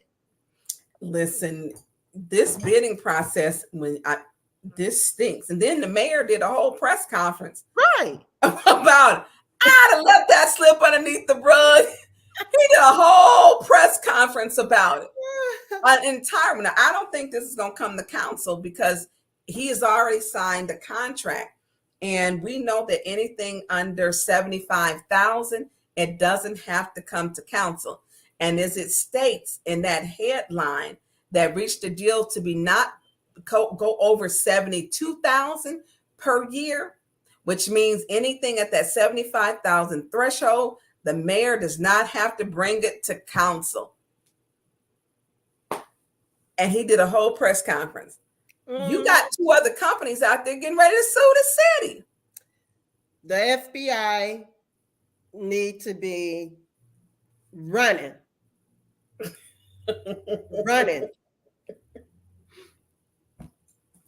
to the city hall. You and this thing, we can't make this stuff up, y'all. You can't make it up.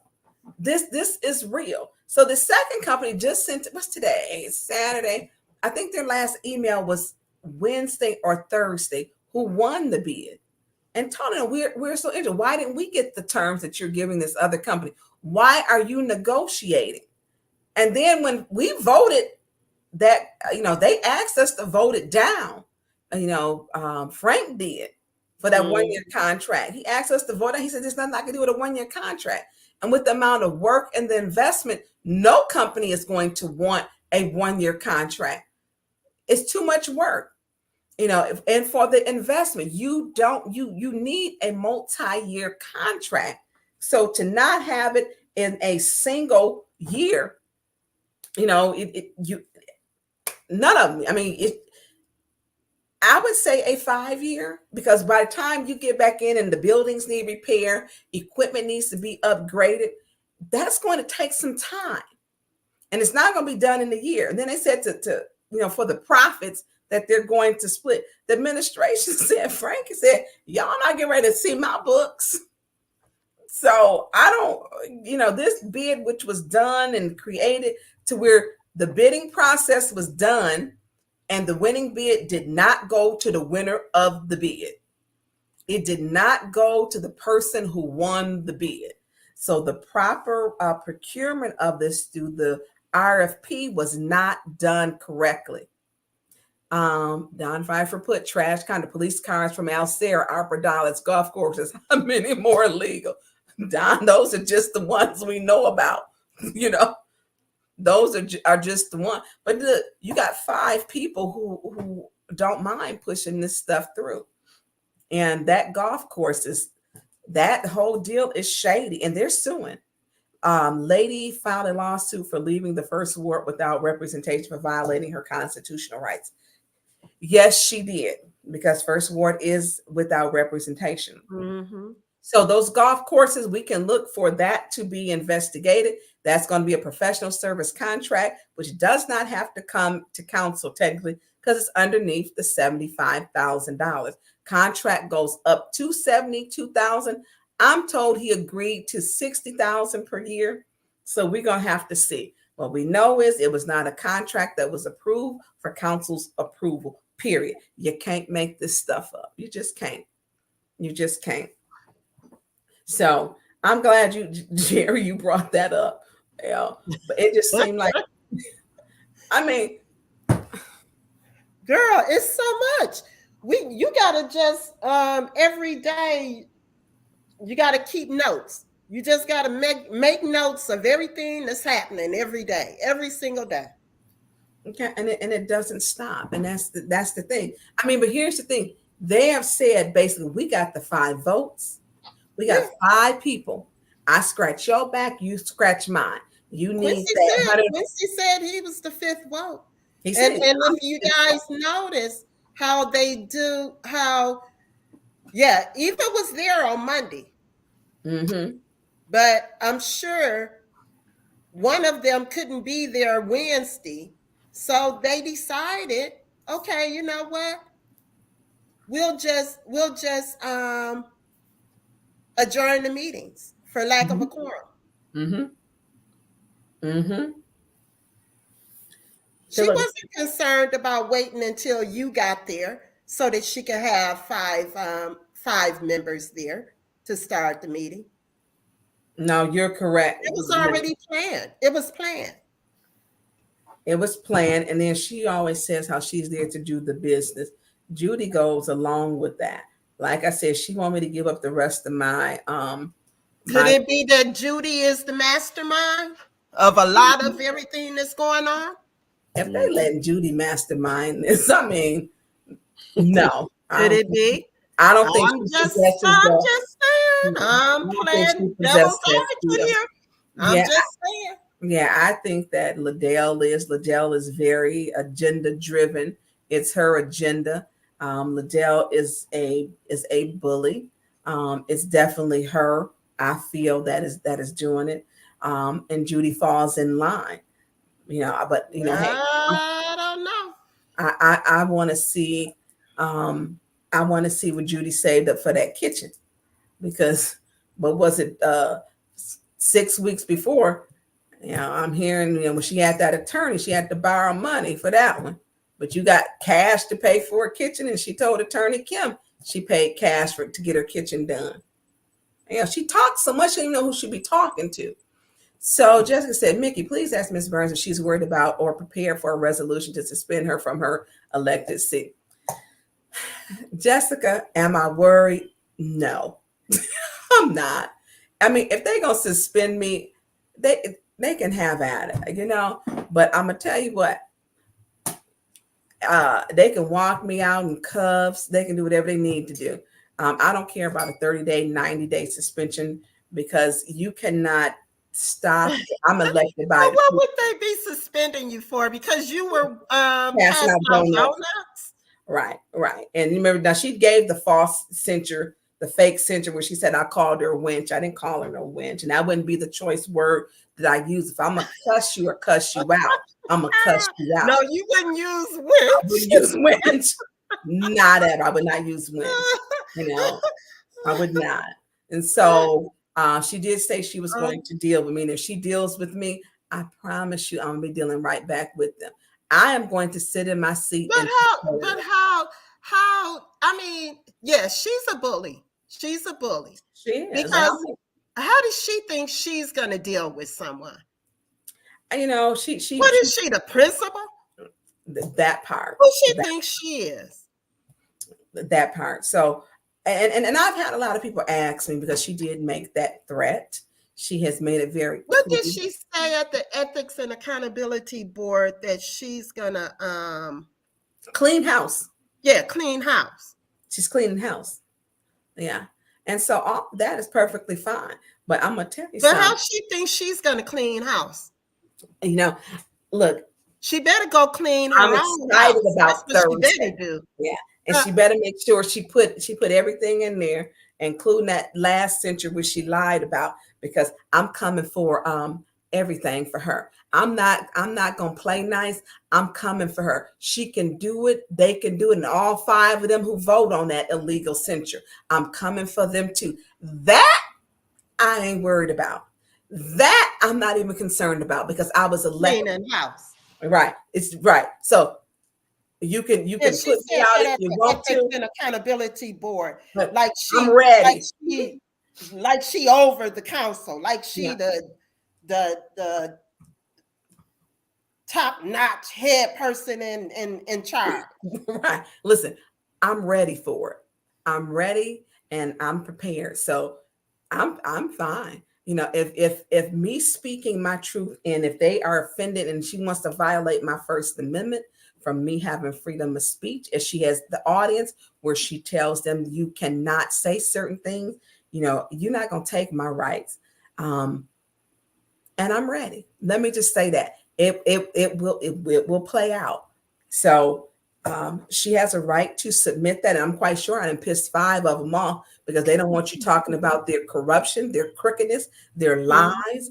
They don't want to talk about how they done got 50,000, how they traveling on the residents of the city of Flint to Dubuque, Iowa, how they got $11,000 lawnmowers, how they got $4,750 in gift cards and gifts.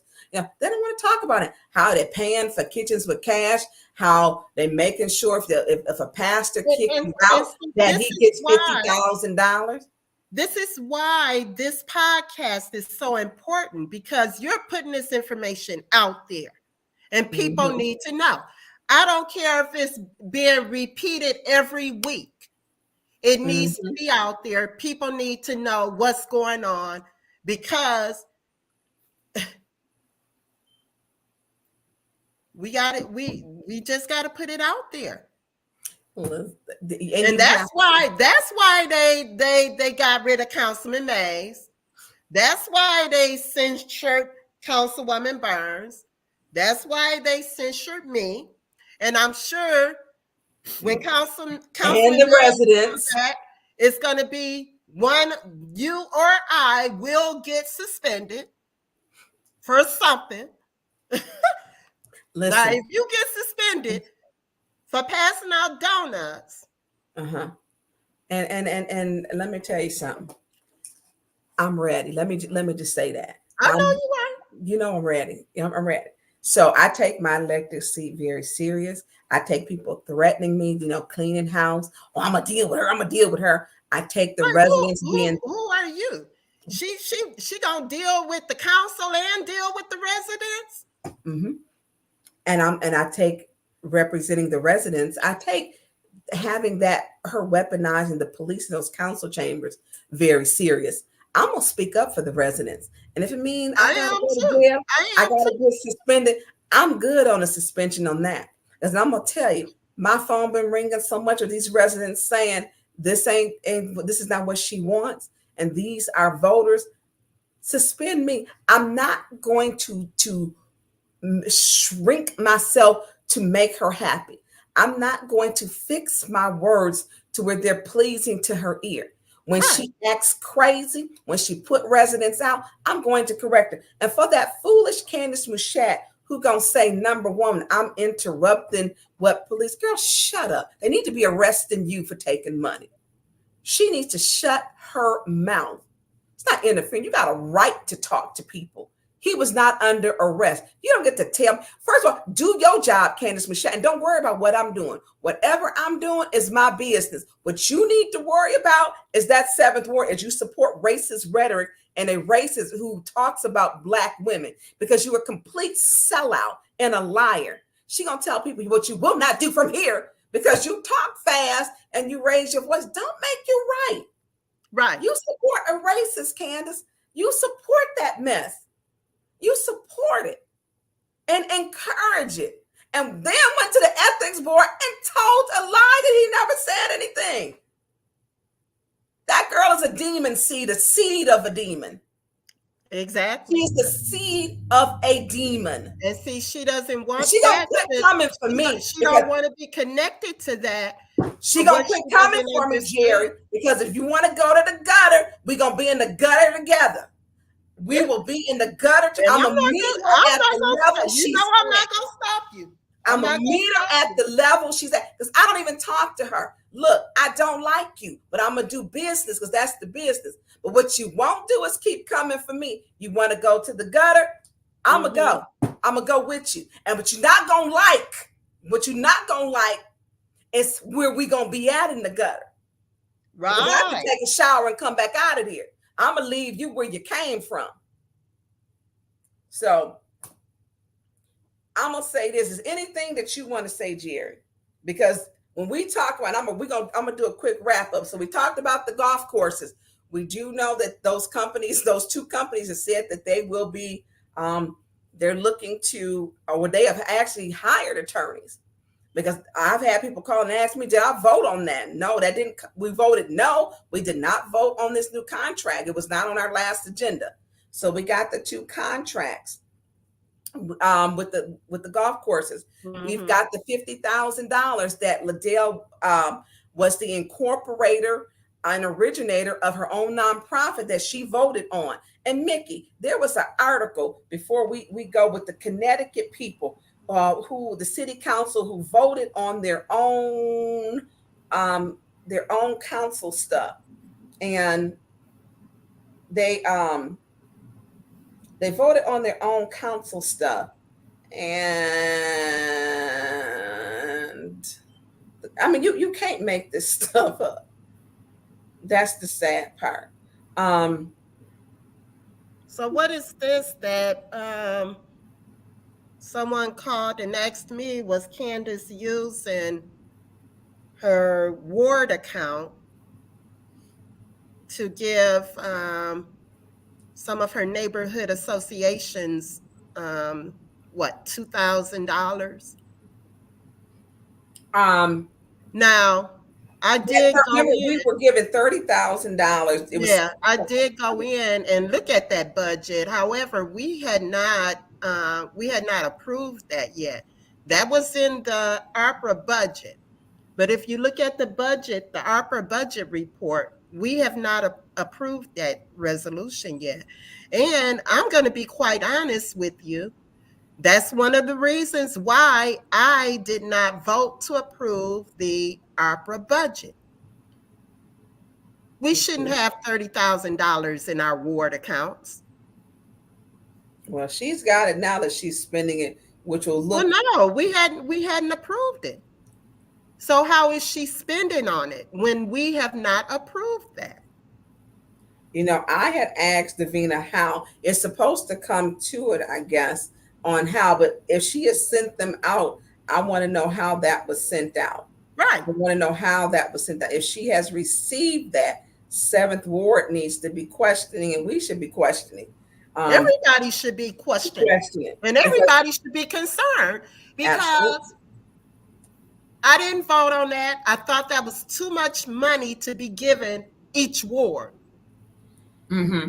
And I understand it's for different things that happens in your ward. But when I look at this ARPA money should have gone to the residents first. Mm-hmm. Money should have gone to the residents first. We have not fixed one roof in this city. That is correct. That is correct. So here it is. We got ethics violation against Wallingford, 2 councilmen over ARPA funds. Can you blow that up that time? 2 other people in Connecticut.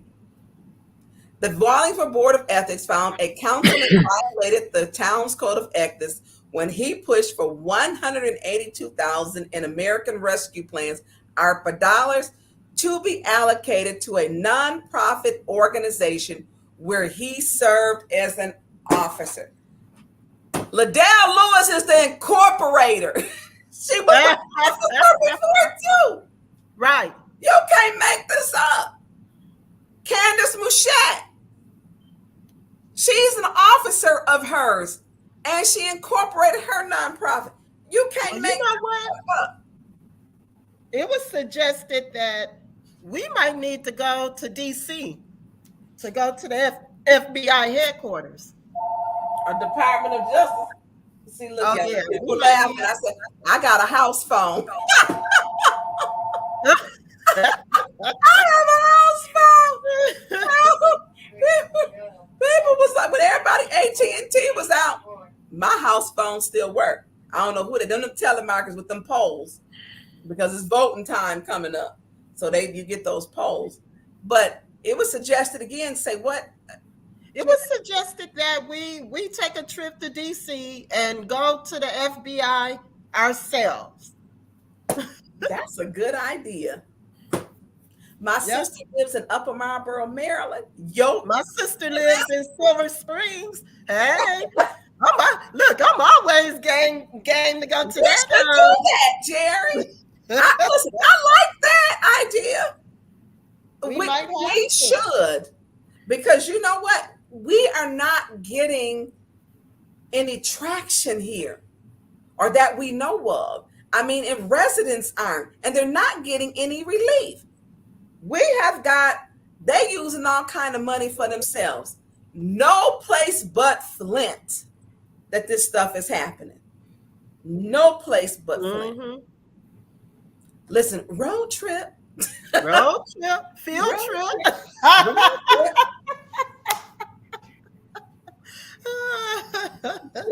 Hey, I'm ready. Gas up the car. We on the road. On the road again. We can go. And we may laugh, but this stuff is very serious. So in that article in Connecticut, ARPA funds, 2 council people, $182,000 misuse, where they served on boards. They were affiliated with nonprofits. Candace and Liddell Lewis are affiliated. Now, she worried about me serving donuts to the crowd. She might want to be worried about if she going to serve time. That's what she might need to be worried about. Because if that article with them council people there, and with her slick ways, she's slicker than the Valdez oil spill that happened in Alaska. She might need to be worried about that. And, both of them affiliated with it. And it's on that spreadsheet also. Put that question up, Mickey, from what's on the agenda. Let me go back and find it. I got it. Yeah. I just want to clear that up. I did not appoint, what is her name? The lady for the board. I can't remember her name. Is it her last name? Williams, yeah. I didn't appoint her. That's the mayor's appointment to the Ethics and Accountability Board. That is not my appointment. She just happens to be in your ward. Yeah, she just happens to live in my ward. However, she's not my appointment. Now, the mayor gets for that board. Is it 2 appointments he gets? Yes. Okay, so he gets 2 appointments. And so his 2 appointments. So Trishelle and Frida was his appointments. Attorney Trishelle Young Bowling and Frida Williams was his appointment. Mm-hmm. So no, I would have never appointed her to serve for the 5th ward on the Ethics and Accountability Board. I'm just putting it out there. And like I said, when I go in and I look at comments on Facebook, I'm just real about that. In fact, I told my colleagues early on my first term that we should not be on Facebook. Like Eva has been a Facebook gangster, keyboard gangster since the first term. Was it that long? Yes. She's been going on Facebook since her first term, Okay. Okay. making comments and everything. Okay. Yeah. So I want to go into this yellow part. Yellow on these Excel format sheets means approved. That's with her nonprofit. Hold on. Hey, Lord Hammer. They keep. I could care less about these. Once they get your number, if you got a house phone, you stay on their list. So I'm on everybody's list, and some of them I'm gonna quit doing the surveys. Okay, so on this part of the spreadsheet, underneath, above that red is Candace Mushat's her nonprofit to be approved. So I'm not just telling y'all she got one. I'm showing you. So hers is on. It's got her name Candace, and I don't have the full. We don't have the full thing up here. So she has a nonprofit. So Candace Mushat and her nonprofit is what she was going to, which we put up. That whatever the name was, we put up to Dubuque, Iowa. She has a nonprofit. She put in for her nonprofit to be paid with ARPA funds from the city of Flint. Candace Mushat put in for her nonprofit to be paid ARPA funds through the city of Flint. Her same nonprofit where she registered for this conference in Dubuque, Iowa. It's the same conference she registered for Dubuque, Iowa, where her and Liddell, they are thick as thieves. And that's just not a statement. It is real. So that's her. This is the Excel format sheet that was done. The yellow shows what Ernst & Young approved. Everything else was not approved, and the white and the gray or blue, whatever the color that is, was not approved. Mm-hmm. So yellow was to be approved, to be paid for. So it shows you how you wash my back, I wash yours. And a lot of these companies and nonprofits and people were not called back to say that they were, that you declined, we needed more work. We get a lot of complaints where people say, I was never given a call back. So we see hers is in the yellow. Yellow is approved. We talked about this at council. So we have Judy Priestley, who is our finance chair. She's okay with 2 council people knowing that they're going to get funds, that they're going to get ARPA funds. She'll go down with them.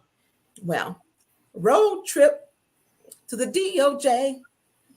So this is showing she has a nonprofit. So they have to all stick together. Quincy done got a lawnmower. Liddell got a nonprofit. What's her face? Candace has a nonprofit. Don Pfeiffer has been calling out for Judy in that kitchen. He brought that to our I'm just gonna say our kitchen. Don Pfeiffer brought that to our attention about Judy paying cash for that kitchen. Now here was funny. He yelled out. They didn't throw him out. They didn't throw Doug out. Doug didn't get thrown out for making noises. That man David Peach ain't been thrown out for yelling out. And Don Pfeiffer, they scared of him. They didn't throw him out. So white men don't get thrown out. Only people get thrown out and the police called on them in Flint City Council chamber is Black men. Black men are a threat in Flint City Council chambers. They do not call the police to remove white. Don is crazy. Don, he said, DC, start the GoFundMe. You got my money. We going, Don. We going. Hey, Don, I'll pay for that trip on my own. You think it's a joke? Because we're not getting no traction here. None. We do a road trip, Jerry. Yeah, we on our way to DC. Facebook. Y'all see this? We here. We look at how do we get justice. I am frustrated. I am too. With our local government. I am frustrated. And why do they keep going? Because we keep singing it, every day. And they don't stop because it's not because people aren't reporting it. There's nothing being done. Mm-hmm. And we said, why don't people, why do you get 20% or less of the voters? Because corruption. Because of corruption. So I ain't in the comments like you are. Is there anything you want to close with, Miss Jerri Winfrey-Carter? On the road again. So are we going to fly or are we going to drive? Girl, we can fly, we can drive. I got points. I got points. Southwest. I'm a little afraid I got points. You got points. She said, "We Southwest to get you there. We can drive, we can fly." Hey. Listen, I wish we had someone to drive us so we could just talk junk, make it a road trip. Girl, hey. My son be telling me I'm not drive. You know, I used to make that drive all the time. I get off of work. When I lived in that area, I would get off from work. I remember working one summer at the University of the District of Columbia, you know, because of course I was a classroom teacher. So we had the summers off, but I would always work in the summer. And so I did this summer program at UDC, and I would leave there on a Friday at 1 o'clock. I would get on the road, drive to Flint. Girl, I would get home by 9 o'clock, 10 o'clock. Okay. Come home for the weekend, leave on Sunday, driving back. How many hours? It's just like 9 hours though. It's 9 hours. Yeah. And see, I don't mind driving. I'm a driver, but I would like for somebody to drive us because I like to have a cocktail while I'm drinking. Philip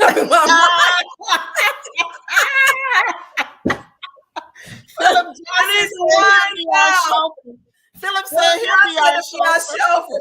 James said I'll drive. That'd be wild. James, that'd be wild. We're gonna need some Don Pfeiffer. We're gonna need some bail money for James Cochran. No, they ain't acting right. He's gonna blow gas. He's a truck driver. He gonna be in the door. He was have us in jail somewhere. W.T. Green said, "I'm riding. It's not feeding me." James put out a council meeting one day this past week. Wednesday. No, Monday. Monday. I mean, he was, him and Quincy was, he was like, I'm like, what? I don't want to. We got two drivers. We got Philip Johnson. We got James. Hey, okay. John Pfeiffer looked like we had it there. Look, road trip, because we're not getting any traction here, and people have been to the Michigan State Police. Nobody goes to the Flint Police because they just don't feel confident with our Flint Police. They threw out Metcalf. He said he got the boot. Liddell Lewis got rid of Metcalf for 9 years. While she's still getting her police escort. Oh, yeah. She getting her police escort. She's getting driven to and from. Matter of fact, they protecting the crooks and the criminals in Flint. Listen, road trip. So we can Facebook Live it. Look, I have never made a TikTok. I don't know how. My daughter is going to teach me how. Oh, Andre Holland said he's from Chicago. Chicago. I know the city. I used to live in Chicago. You damn Skippy. I will drive the bus. That's right. Take the bus. The bus to Righteous. The bus to Restoring Flint. Oh, that bus would be lit. that bus would be lit. Wait a minute. Don't let us get on the bus with everybody. Let us know when you're going to be in Maryland. Oh, wait, Blue. I got to go anyways. You know, I got to let us. Boy, that bus, look, the March on for Justice for Flint on Washington. Now, that's a movement because we're not getting it here.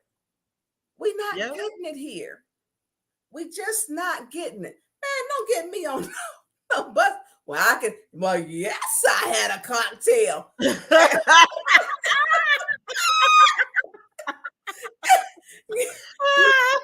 cocktail on the bus.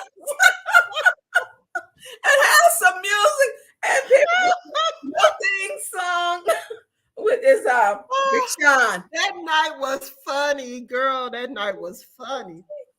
Oh, I remember him being on there because it was on that phone. Yeah. He was calling everybody. He had called me, and I told him, he was online. He was on the meeting through my phone. I was like, he don't sound right. You blocked him, didn't you? I did. Because he called me. I said, look, I don't need you to say nothing. You just be quiet. And he was like, I just got paid. Something else. And he was in, what was it, Jackson? He was in Lansing. In Lansing. He was in Lansing. He actually called, that was my first term. He actually called Monica. Mm-hmm. Monica let him in. I said, oh man. Because Kay Fields was like, Mr. Mays, are you inebriated? Talk to Bria. I said, why you go and tell the reporter? Why, yes, I had a cocktail. Weren't you briefed? I told you. Why you get on that phone? I said, what was you thinking? Listen. So Jessica says, Mickey, Miss Burns, Ms. Winfrey-Carter, keep in mind that the police escort is because of the fake rape threats. You are correct. Liddell needs to be jailed for lying for cops and squandering department resources. She had the whole department. She's kicking out police officers. She's kicking out police officers. And you know what? The justice for Flint bus, that needs to be done. Mm-hmm. That needs to be done. And if Don want to do something, get on the bus. He say he want to go. Let Flint residents show up. We're not getting justice here. People come to those council chambers and want justice. They're not getting it. They're getting arrested. They're getting the police weaponized against them. They're underneath the auspice and the threat that if you say boo or make any comment out too loud, you will be thrown out of council chambers. Mm-hmm. She's abusing her power and her authority. We need the justice because she doesn't want people to speak out about the corruption that's going on. That part. When you got corrupt council people, who do you go to? Because we're not getting it here. I'm getting ready to be put out. Road trip. And look, when you get suspended, guess what? I'm going with you. I'm out too. You gotta represent. I ain't sitting up there with them. Mm-mm. You gotta represent. No. Mm-mm. Road trip. Why be there when they got their 5 votes? And again, that's where people say, well, why did you stay, Tonya? I stayed to separate every single item. I stayed to get in when I could get in. I wasn't letting them remove me from my seat because there was some things on there I was hot about. I was hot. Well, as the donut server, Pat, the hostess, what she says, I'm serving refreshments. It wasn't even about that, my thing was, you're not gonna sit up here and treat me nasty. Mm-hmm. Because you guys got your 5 votes. Mm-hmm. Mm-hmm. I can't appeal anything because who's going to support my appeal? Or they have their 5 votes to even knock down an appeal. So why stay? Why sit up there and go through all that? And it's stressful. And I respect your decision. And it's I wasn't going to go back into an illegal meeting anyway. Mm-hmm. That meeting was illegal. And I refuse to sit in an illegal meeting. I just can't do it.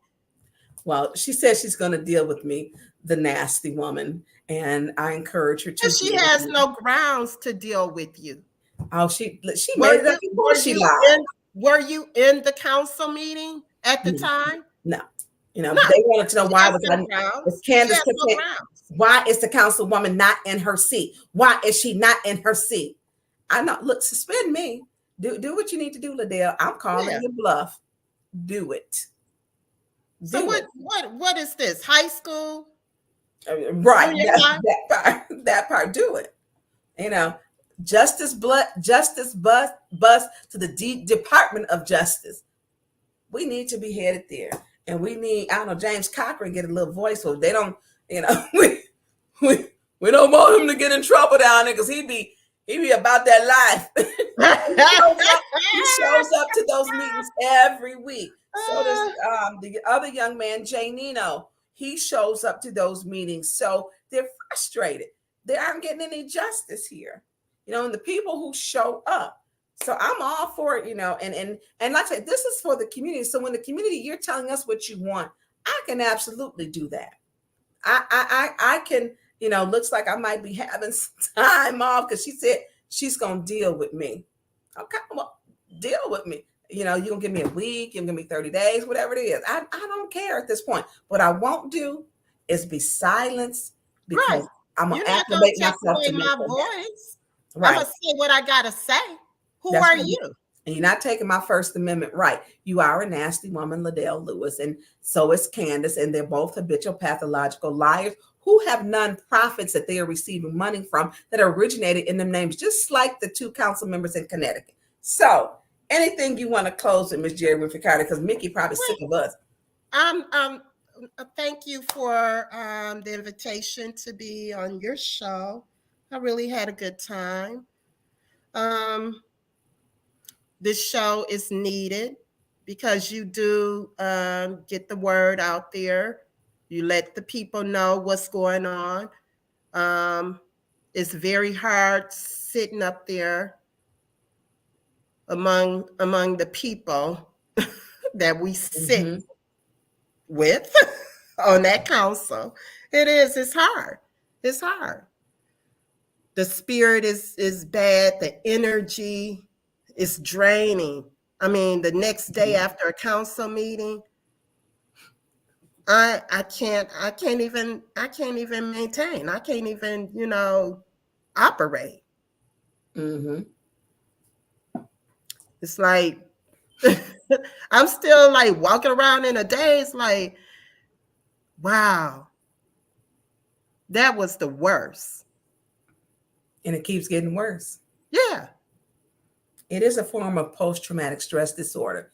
It is. Because you know that they are what they're doing. And not just if it's not just spiritual war, it's spiritual warfare too. Yeah, it's definitely spiritual warfare. But then it's also warfare because it's every type because you got everything going on up there. And they're trying to, they paying their own nonprofits. How do you do that? How? And then they make their little sly remarks. Eva sitting over there making her racial undertones. And it's just. So a lot of times when I do remove myself, I just do it because I don't want to go off. I don't want to go off up there. I am so glad that I was out sick the night that man said at the podium, looked over there at Miss Biggs and all of the people over there on that side and said, "You people." What do you mean, you people? Well, Judy said it's okay to say you people. I say you people all the time, is what she said. And it is a microaggression that you use in any group. Yes. So that would be any group that is in the minority. So that would be you, Asian people, or you, you, the LGBTQ community. When you isolate a group of people and you say you people, you Black people, and that's what she did. As he pointed to the Black people, and then Judy said, I say you people all the time. It's a microaggression. So a lot of times I just remove myself because I just don't want to. I don't want to go off. I'm trying to keep my. I'm trying to keep my stress levels down. Well, you might want to quit Flint City Council because it'll keep the stress level high. It'll keep it high. Oh, girl, and then sometimes I have to be like, wow, is this really happening? And it is. Monday's really meeting. happening? Monday's meeting with all those pictures. Mickey, put those pictures up as we close out. Because I want to leave this in the minds of people that as we get no justice from the ARPA funds or fairness in treatment, where people need help, serious help. Not only was Flint poisoned by the water, it'll be 10 years, I believe, this year in April. Not only that, we had almost $1 billion come into the city of Flint, and it has not reached the mark that it should have reached, which is the people. Yeah, and the people are still being misused. Then you get people who are coming in saying, let me get some of this. Let me get it. Let me get my fair share. You've got the churches which are being bought off at $50,000 a pop to make sure if I give your church $50,000, you're giving me your congregation. Right. And that is what that is. Let's call it for what it is. So $50,000 in ARPA funds is being given, and it's being given to these churches, and the churches are being bought off. They're being bought off to be in the pocket of the mayor. So I'm gonna call it for what it is. And that's what it is, because we don't have the clergy coming to council like they should. And we need the people to come. Right. You got to see this to believe it. You got to see it. You know who the pastors who reach out to me regularly are? Pastor Rowan, Pastor Larry Cool. And those are the ones with the encounter group where the mayor had called them something because they were Republicans. They show up. Those pastors show up. They will sit there. They're the ones who supported the House of Esther. They would come and they would sit as a group, and they would bring their lunches because they support, and they don't all live in Flint. They were supporting a project in the people in Flint, and at least one of them generally comes with Yvonne Penton to support. But our pastors here are being bought for with $50,000 of ARPA funds, and it's real. They're being put on commissions. Well, listen, and we know that to be true for sure. We know that to be true. So I think that is when we talk about, you and I talk about post-traumatic stress disorder, it's a lot. Do you get rid of, Mickey, put up the police pictures, please, and filter through those. I got you. Give me 1 second. And so when you look at, and you go through, I am drained afterwards. And it's like when I got home Monday, I sat down on the couch and I had poured a glass of wine, and I probably sat there for maybe 4 or 5 hours, never drank the wine because I was just trying to process. Yeah, you just had to going on. You just had to process. That was a lot. Metcalf was removed from Flint City Council chambers because Liddell Lewis had him removed. Liddell Lewis, president of the Flint City Council, had William Metcalf, who was served as a Flint police officer for over 30 years. She had him removed from his post in the Flint City Council chamber because he was not willing to do what these officers had did. He understood the process. He understands how Robert Rules goes. He was able to maintain a level of decorum. She creates a hostile environment herself. Liddell is a hostile woman. She doesn't follow the rules. She creates rules because it's a new donut rule. Tonya Burns can't get out her seat. Me getting out my seat upsets Candace Mouchette and upsets Liddell Lewis. Me getting out of my seat angers those two women. It angers them. Mickey, can you filter through them? Because you are a likability expert. Filter through another one, right? You're well liked. Right. Oh, now look at that. She pleased this pie. Yeah, I called the police on them. Yeah, I got the police taking me to and from home. Yeah, I got the police. The police doing what I tell them to do. Yeah, I'm gonna arrest y'all up in here.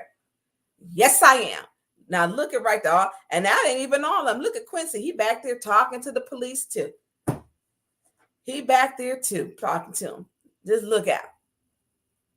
Metcalf was removed. He was removed. The gentleman right there sitting down, who was not in the violence, he's not throwing nothing, he's not threatening.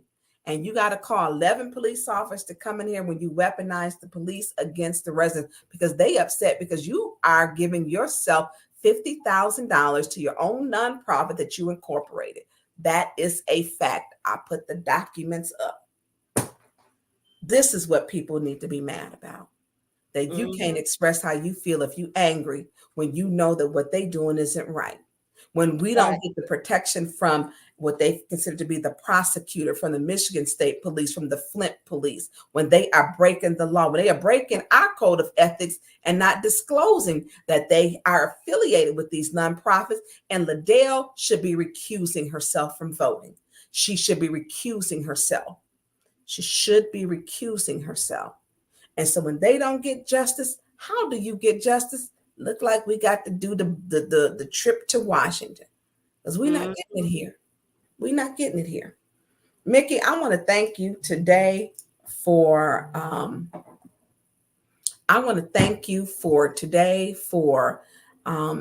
going through. I had a longer show than it was supposed to be. 3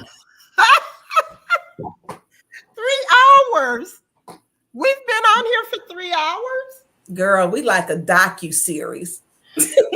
This is like a docu-mini series. So literally, I want to thank you, Jerri Winfrey-Carter, the 5th Ward Councilwoman, for sitting in to talk about things so that we could go over things. And that as we see the injustice that is happening in council chambers, that we can speak about it. And that from your elected seat that you speak truth to power. And that's what we have to do. You're not going along to get along like they are. 5 of them are going along to get along, to get new lawnmowers. That's $11,000, to get $4,750 in gift cards and stuff, and to get $50,000 for nonprofits. Voting on Habitat for Humanity to get $1.5 million, another million. Voting to give tax abatements of $72 million to Ashley Capital. You're not a part of the nonsense. After you've taken donations from Ashley Capital, but you did not reveal. Exactly. And then voted to approve to give them money. Yes. That is a conflict of interest. It's a direct conflict of interest. It sure is. That's a direct conflict of interest. It's a direct one. So instead of you trying to come for me, Quincy Murphy, you shouldn't have took that money. You voted. And then not to mention, I had been getting calls that he was charging people to mow that grass. Yeah. With that lawnmower. Yeah, with that lawnmower. Are you serious? So he turning the profit with the lawnmower. Yeah. Okay. You can't make this stuff up. You can't. So I was like, what? You can't make this up. You can't make it up. Well, don't come at me, because I'll tell it, and which I did. I told it. You say you told it. That was the night he got upset. He said, I don't want to sit down and have lunch with you. I don't want, you to pray for me.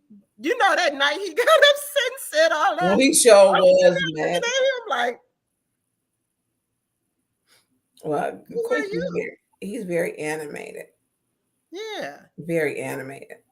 So I have been getting calls.